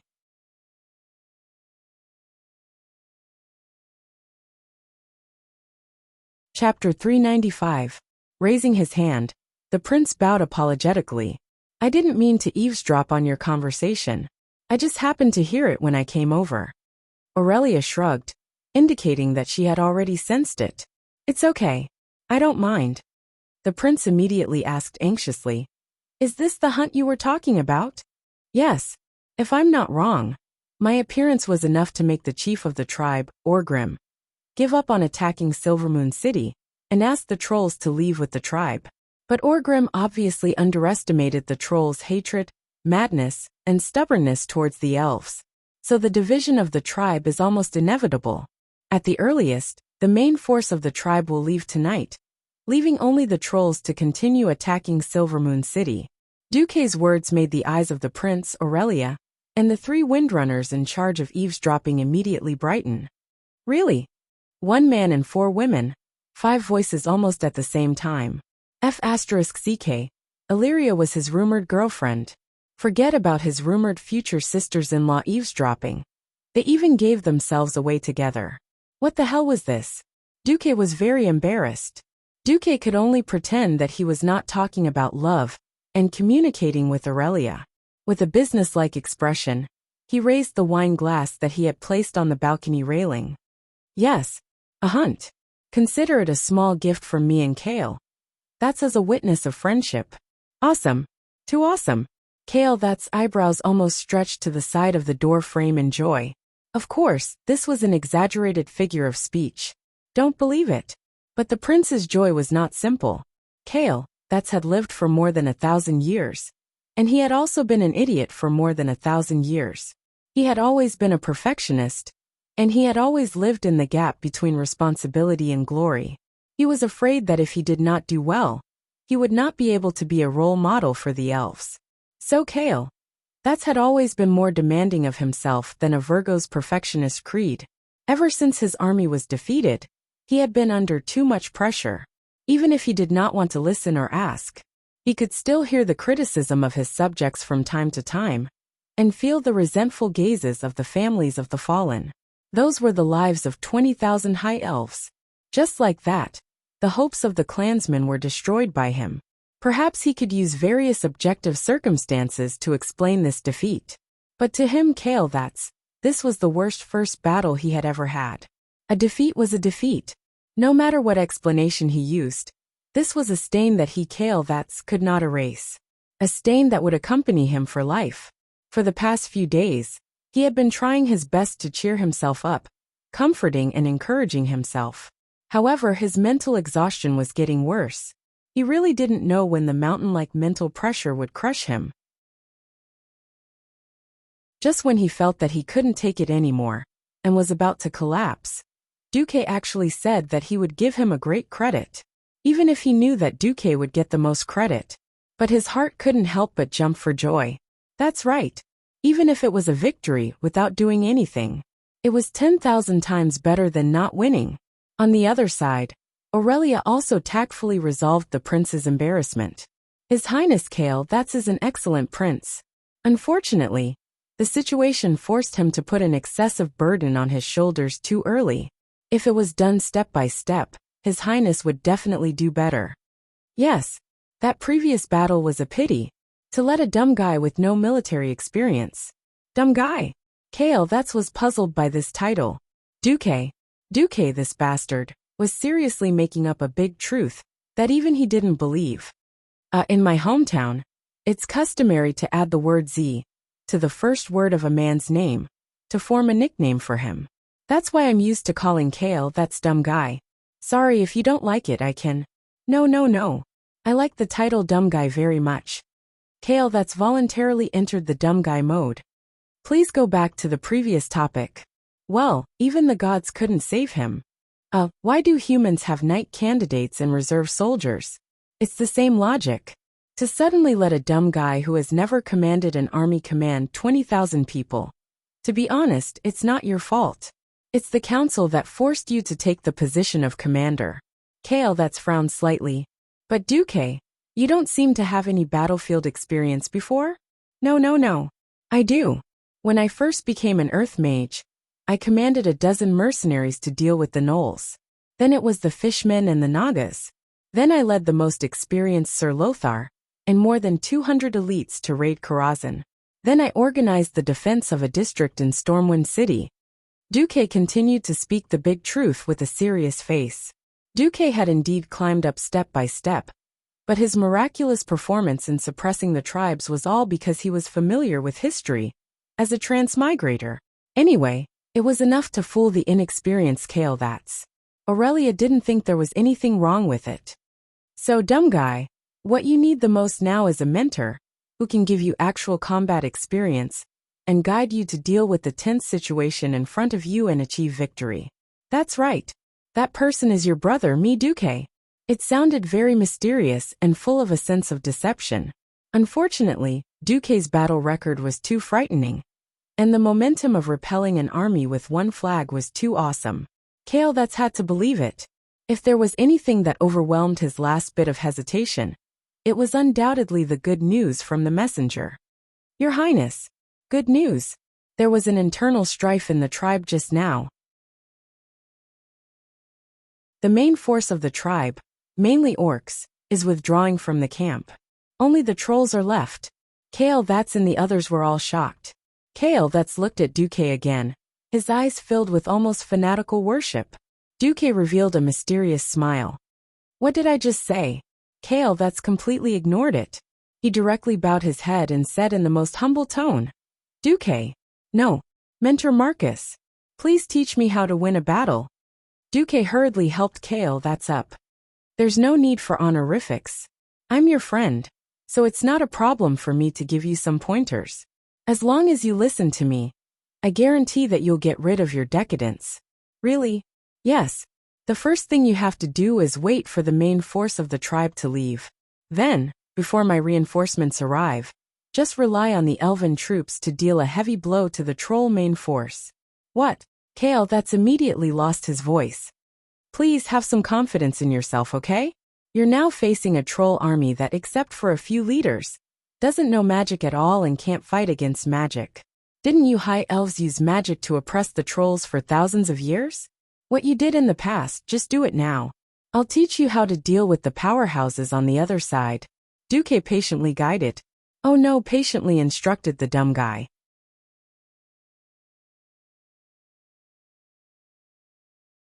Chapter 396. How did Kale, that's become an out-and-out rich man in history.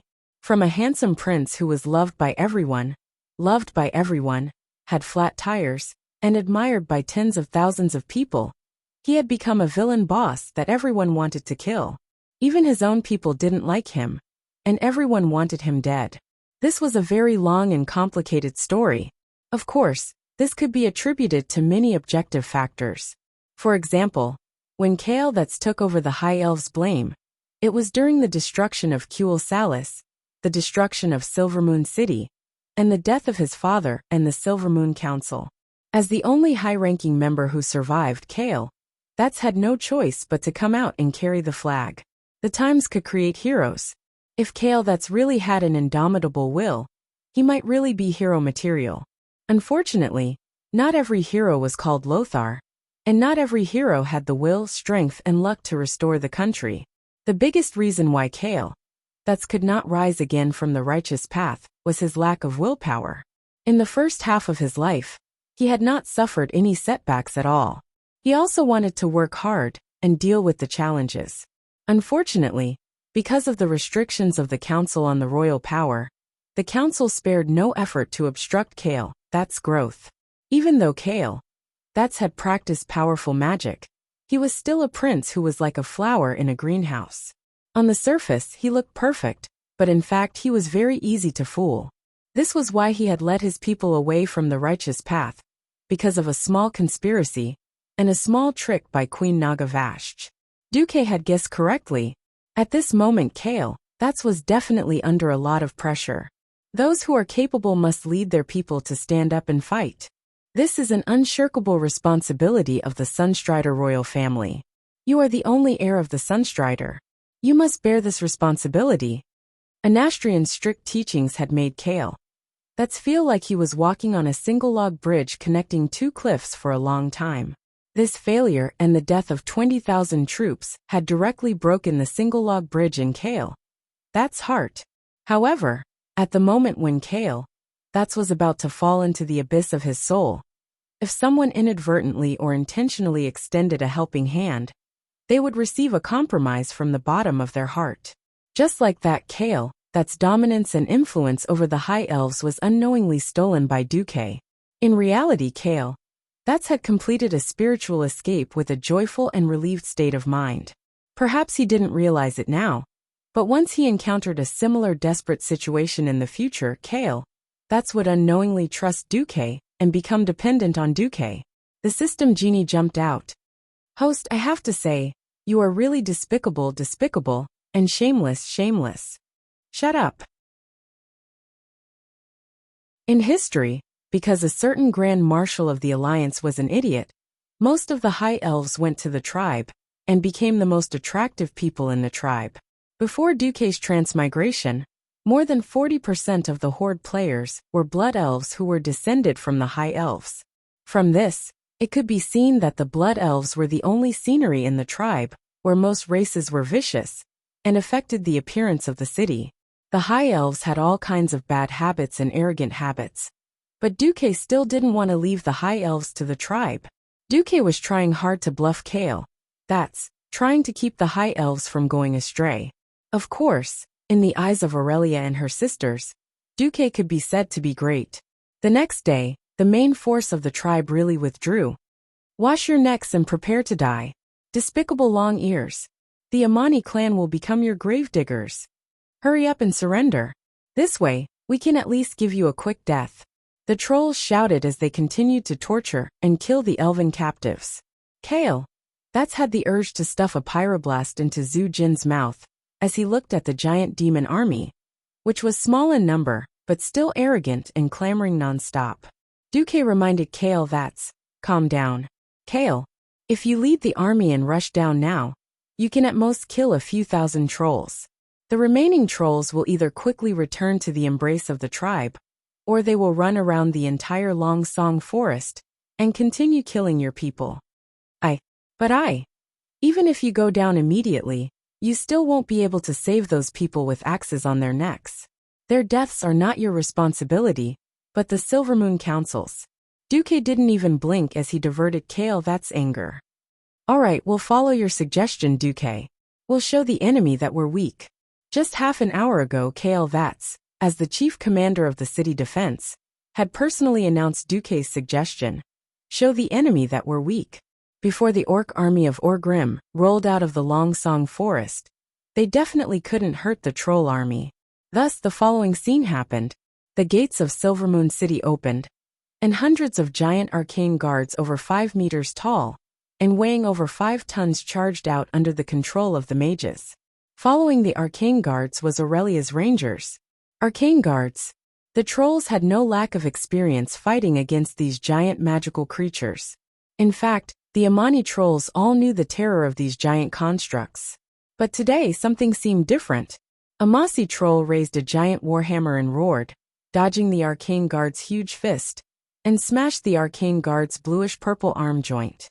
Apart from the core being powered by magic, the arcane guard's entire body was made of high-strength metal. It was especially difficult to destroy it with physical attacks. But this time, when the heavy hammer hit its arm, it actually let out a shrill sound of metal colliding with metal. The hammer bounced off, and the giant metal arm let out a series of unbearable sounds. Just as the troll was dumbfounded, the arcane guard's entire arm fell off. Haha, Long-Ear's best arcane toys have all been destroyed by the orcs. Jaren, who was controlled by the orcs, had indeed destroyed many arcane guards. The trolls instinctively thought that the high elves were at their wits' end. On the other side, Zujin also personally entered the fray, wielding 2 giant axes. His storm combo was so fast that after a series of clanging sounds, the 7 axes hit the same spot one after another. The last axe finally chopped off the head of an arcane guard that was in good condition, deeply embedding the axe into the central circuit of the arcane guard. A burst of purplish-blue sparks that were unique to the arcane construct burst out, and the arcane guard let out an unintelligible mechanical sound, followed by a series of cracking sounds, and the entire arcane guard fell apart.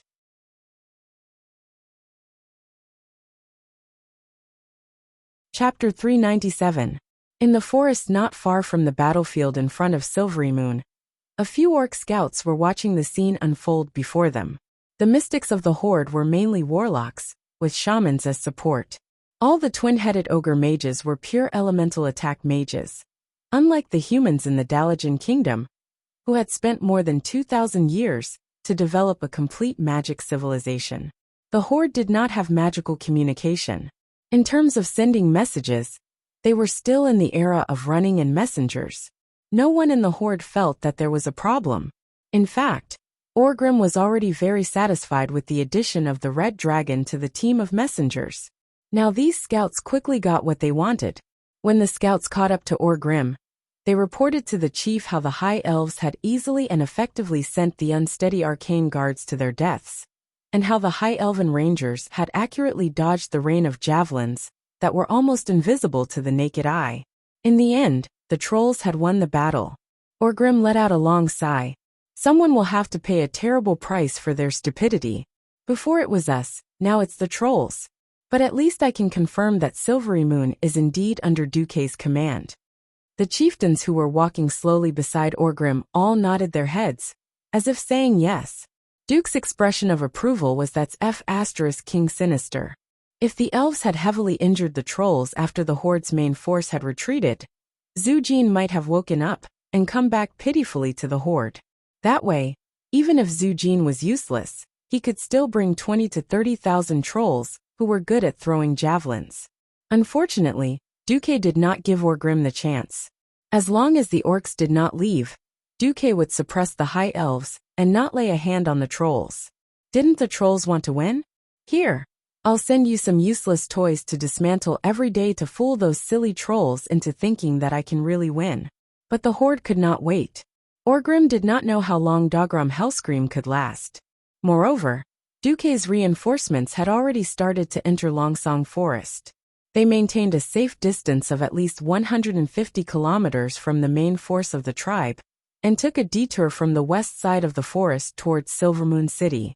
It wasn't that Orgrim didn't think of ambushing the reinforcements. But when he found out that Duque had managed to bring Stormwind's fleet to the west coast of Longsong Forest, he knew that the Horde had no chance here. Between the Orc army and the human reinforcements, there was still an army of early warning robots that covered the mountains and plains. In the worst-case scenario, if the human reinforcements were really ambushed by the Horde, they could still retreat to the sea under the cover of the cannons of the warships. Who said that your tribe doesn't have sea power? Duke Marcus, how great would it be if you were an orc? Orgrim muttered to himself. He then raised his head and said without turning his head, "Let's go. One day, we will conquer the entire world. When that time comes, every human, elf, and dwarf will have to crawl under the feet of the orcs." Even though the Battle of Quell the Lost gave Orgrim the feeling that it started anticlimactic, but the humans' use of tactics and strategies, especially Duke's military tactics, seemed to have opened a door to a wider field for him, and Orgrim felt that he had benefited a lot from it. Orgrim was not the only one who had benefited greatly. Kale that's was the same. For 3 consecutive days, Kale that's listened to the Rangers report on the retreat of the orcs while watching the Trolls Monkey Show. Not only Kale, that's, but even the High Elves guarding the city began to feel a sense of superiority. It had to be said that the Trolls had put in a lot of effort to attack the city. The Horde had indeed left all the siege tools for the Trolls, but there were many things that the Trolls couldn't handle. For example, Golin's giant siege vehicles that were at least 10 to 8 meters tall. With these iron siege vehicles that looked like giant wheels, Silvermoon City's 15-meter tall, seemingly tall city walls were as fragile as building blocks. If it were the Trolls, they wouldn't even budge. The Trolls could only use some more conventional siege weapons. Unfortunately, every time they got close to the city walls, Silvermoon City would open the gates and release the dogs. No, the arcane guards to counterattack. Regardless of how many there were, the arcane guards worked well. They looked intimidating enough. The 4 Windrunner sisters and the Silvermoon Council members were also on the city walls. If the Trolls dared to attack the city, the elves would dare to massacre them. In any case, the elves only defended and did not attack. They held out for 3 whole days. On the morning of the 3rd day, it was time for the final battle. Countless small teams of soldiers came out of Silvermoon City's barracks. They quietly passed through the streets and alleys, forming a torrent. They practically filled all the streets, alleys, squares, and roads near the south gate of Silvermoon City. In the widest square, the most elite Imperial guards were lined up in a few huge square formations. At the front of the square formation, there were 3 neat rows of arcane guards that were completely different from the previous 3 days. They were bigger and more majestic. In front of the arcane guards, there were a lot of thick armor, with long steel spikes for collisions. The arcane guards had completely become war machines, and not the guards that the arcanists used to guard their homes. And the nimble elven rangers covered the roofs of almost all the houses on the side of the square. Originally, none of the high-level elves approved of Kale, that's risky counterattack. Even though the main orc force had left, there were still more than 50,000 trolls outside. Even more trolls heard the news and swarmed over from all over the Lordaeron continent to participate in this revenge against the High Elves.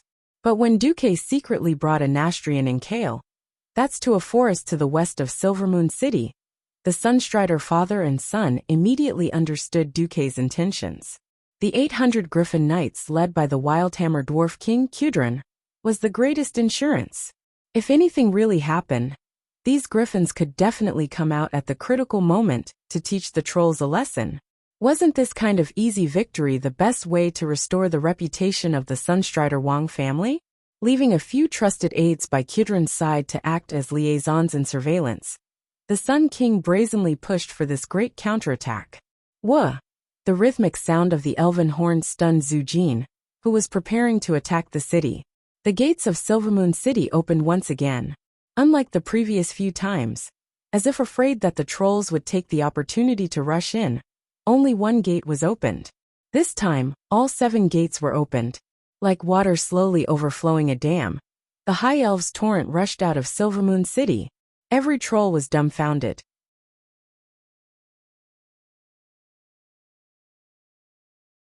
Chapter 398.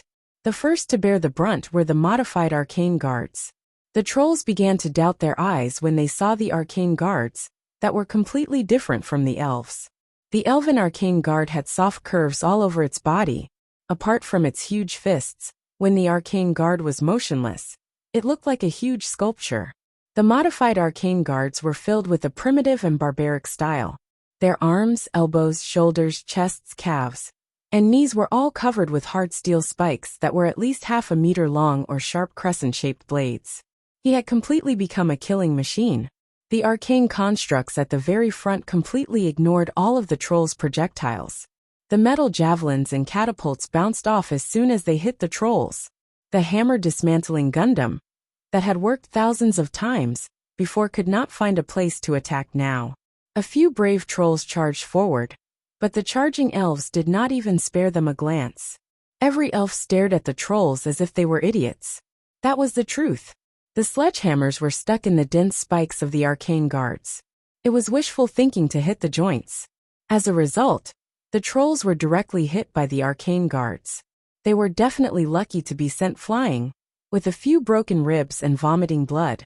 The ones who suffered the most were those who were nailed to the calves of the arcane guards like pieces of beef, waiting to be barbecued. They were neither dead nor alive. The trolls' powerful healing ability made them unable to die for a long time. Their bodies were hooked by the slightly curved spikes, and could not be pulled out at all. With every step the arcane guard took, the wounds on his body tore open, and he let out a tragic wail. If the giant beast Gollin, or the agile twin-headed ogre warriors were still here, they could at least rely on the brute force of these non-human monsters to forcefully resist the arcane guards with their strength and heavy weapons. Unfortunately, there were no ifs in this world. The trolls were generally more than 2 meters tall. In front of these huge magical and mechanical creatures, they were as laughable as ants. No, Zujin's subordinate Nararak roared. As one of the best who had undergone the transformation of the Storm Altar, Nararak had obtained a transformation ability similar to that of a druid.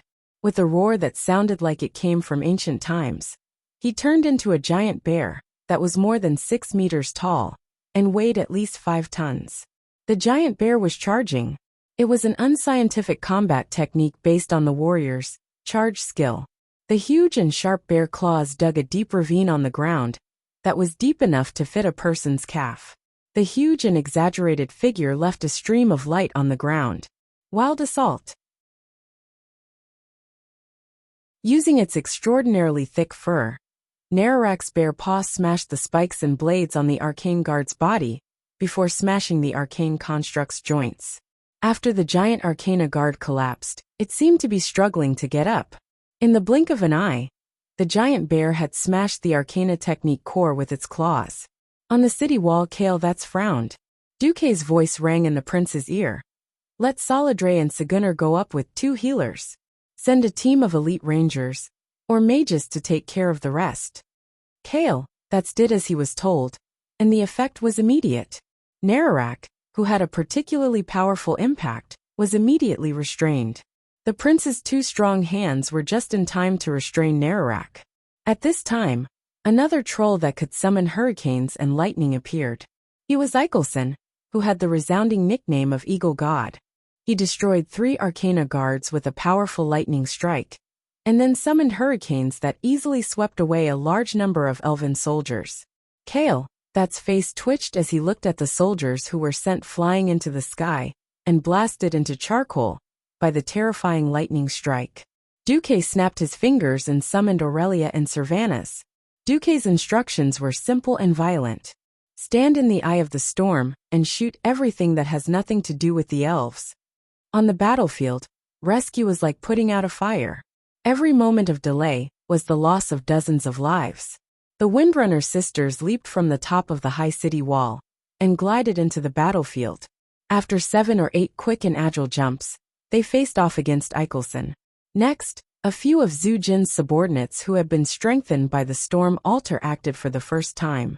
However, after a short period of viciousness, Duque gave the prince a few pointers, and those guys were restrained.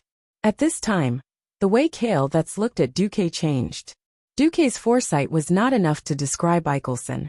His earth-shattering power of observation was not enough to describe him. The kind of penetrating power that could see through the enemy's weakness with a glance. This made Kale that's admire him greatly. A feeling of worship grew wildly in the heart of the Sunstrider prince.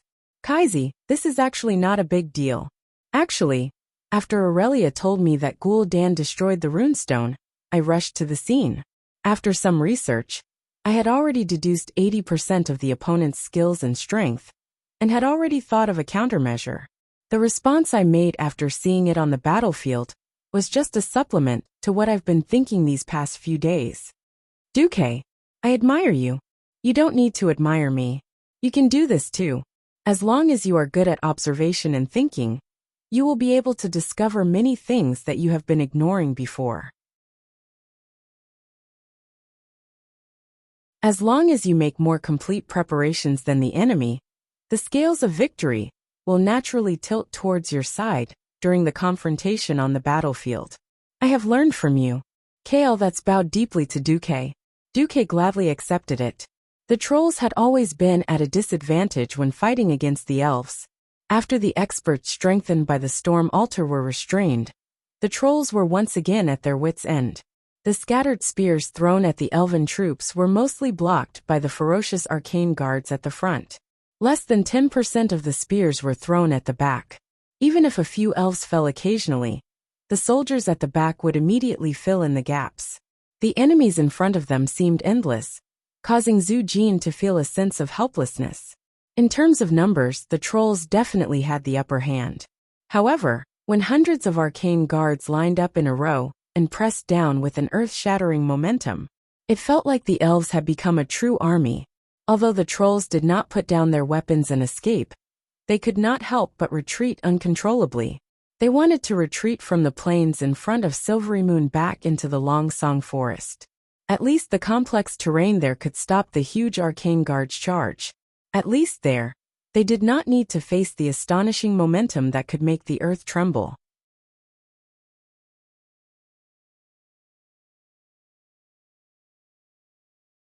Chapter 399. The trolls are about to escape. Kale that's reminded him.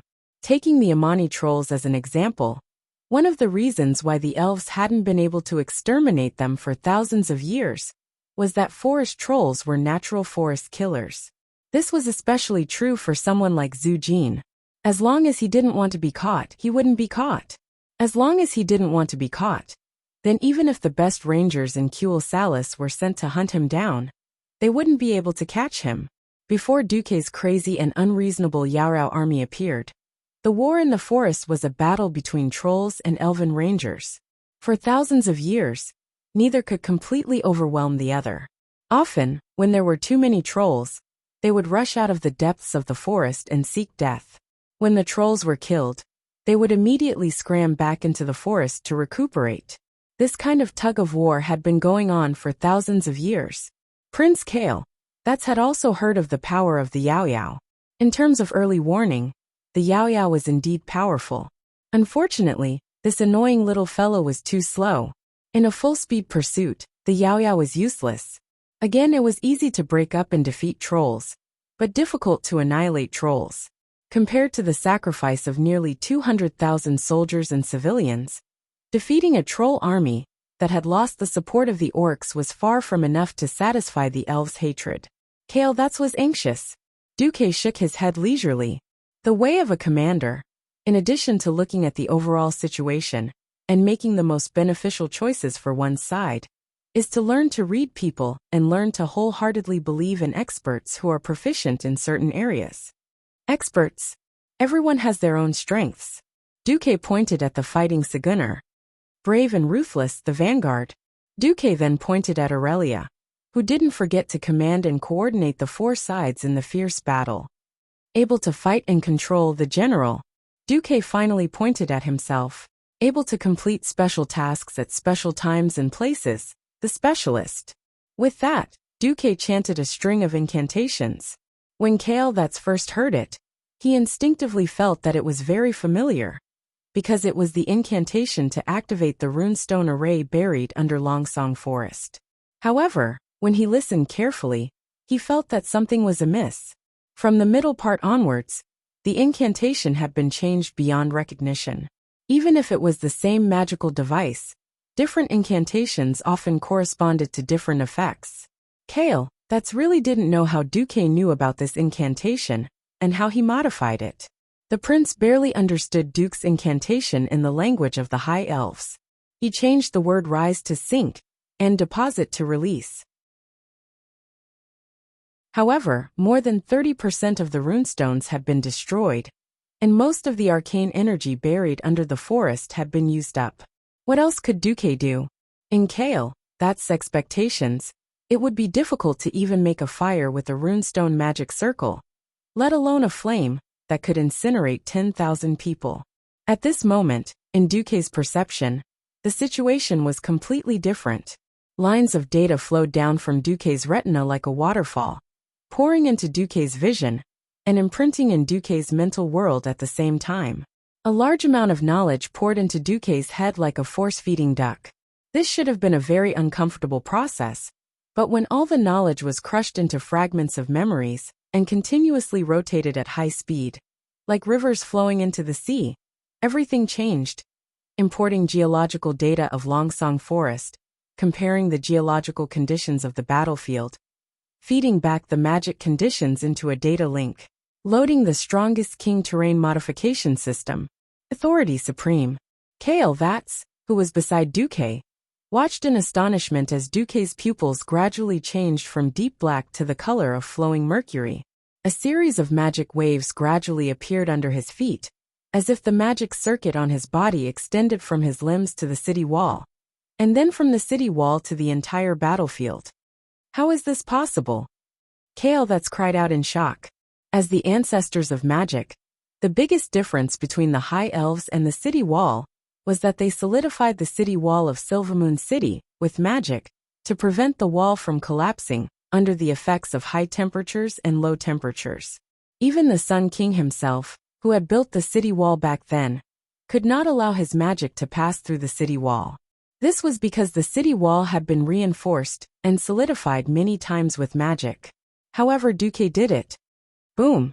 The large area where the trolls stood seemed to have experienced an incomparably violent earthquake. Suddenly the entire area shook. Standing on the high city wall, Kale That's and a few counselors of the Silvermoon Council could see the entire battlefield even more clearly. It was as if an indomitable giant beast had chomped down on the area behind the troll. A huge crescent-shaped area suddenly sank by a full 5 meters. No, it's not just 5 meters. It was as if the shapeless behemoth was biting down again, making the 3-kilometer-long semicircular pit even deeper. Boom! There was another loud noise. Every time a loud noise came from the ground, the crack would expand, deepen, and widen. No troll knew how deep the dark trench was, but it was already more than 30 meters wide. No, the trolls were horrified to find that their escape route had been cut off. Before entering the forest again, they first had to face the huge trench that could not be crossed by themselves. At this moment, Duque smiled. Kale, please. Use your flames to make the trolls jump into the trench and go to hell. Kale That's eyes widened. He suddenly realized that this was the hunt that Duque was talking about. Without hesitation, Kale That's activated all the magic circuits in his body. His entire body rose into the air and burst forth with a strong light that was enough to dazzle the eyes of every warrior on the battlefield.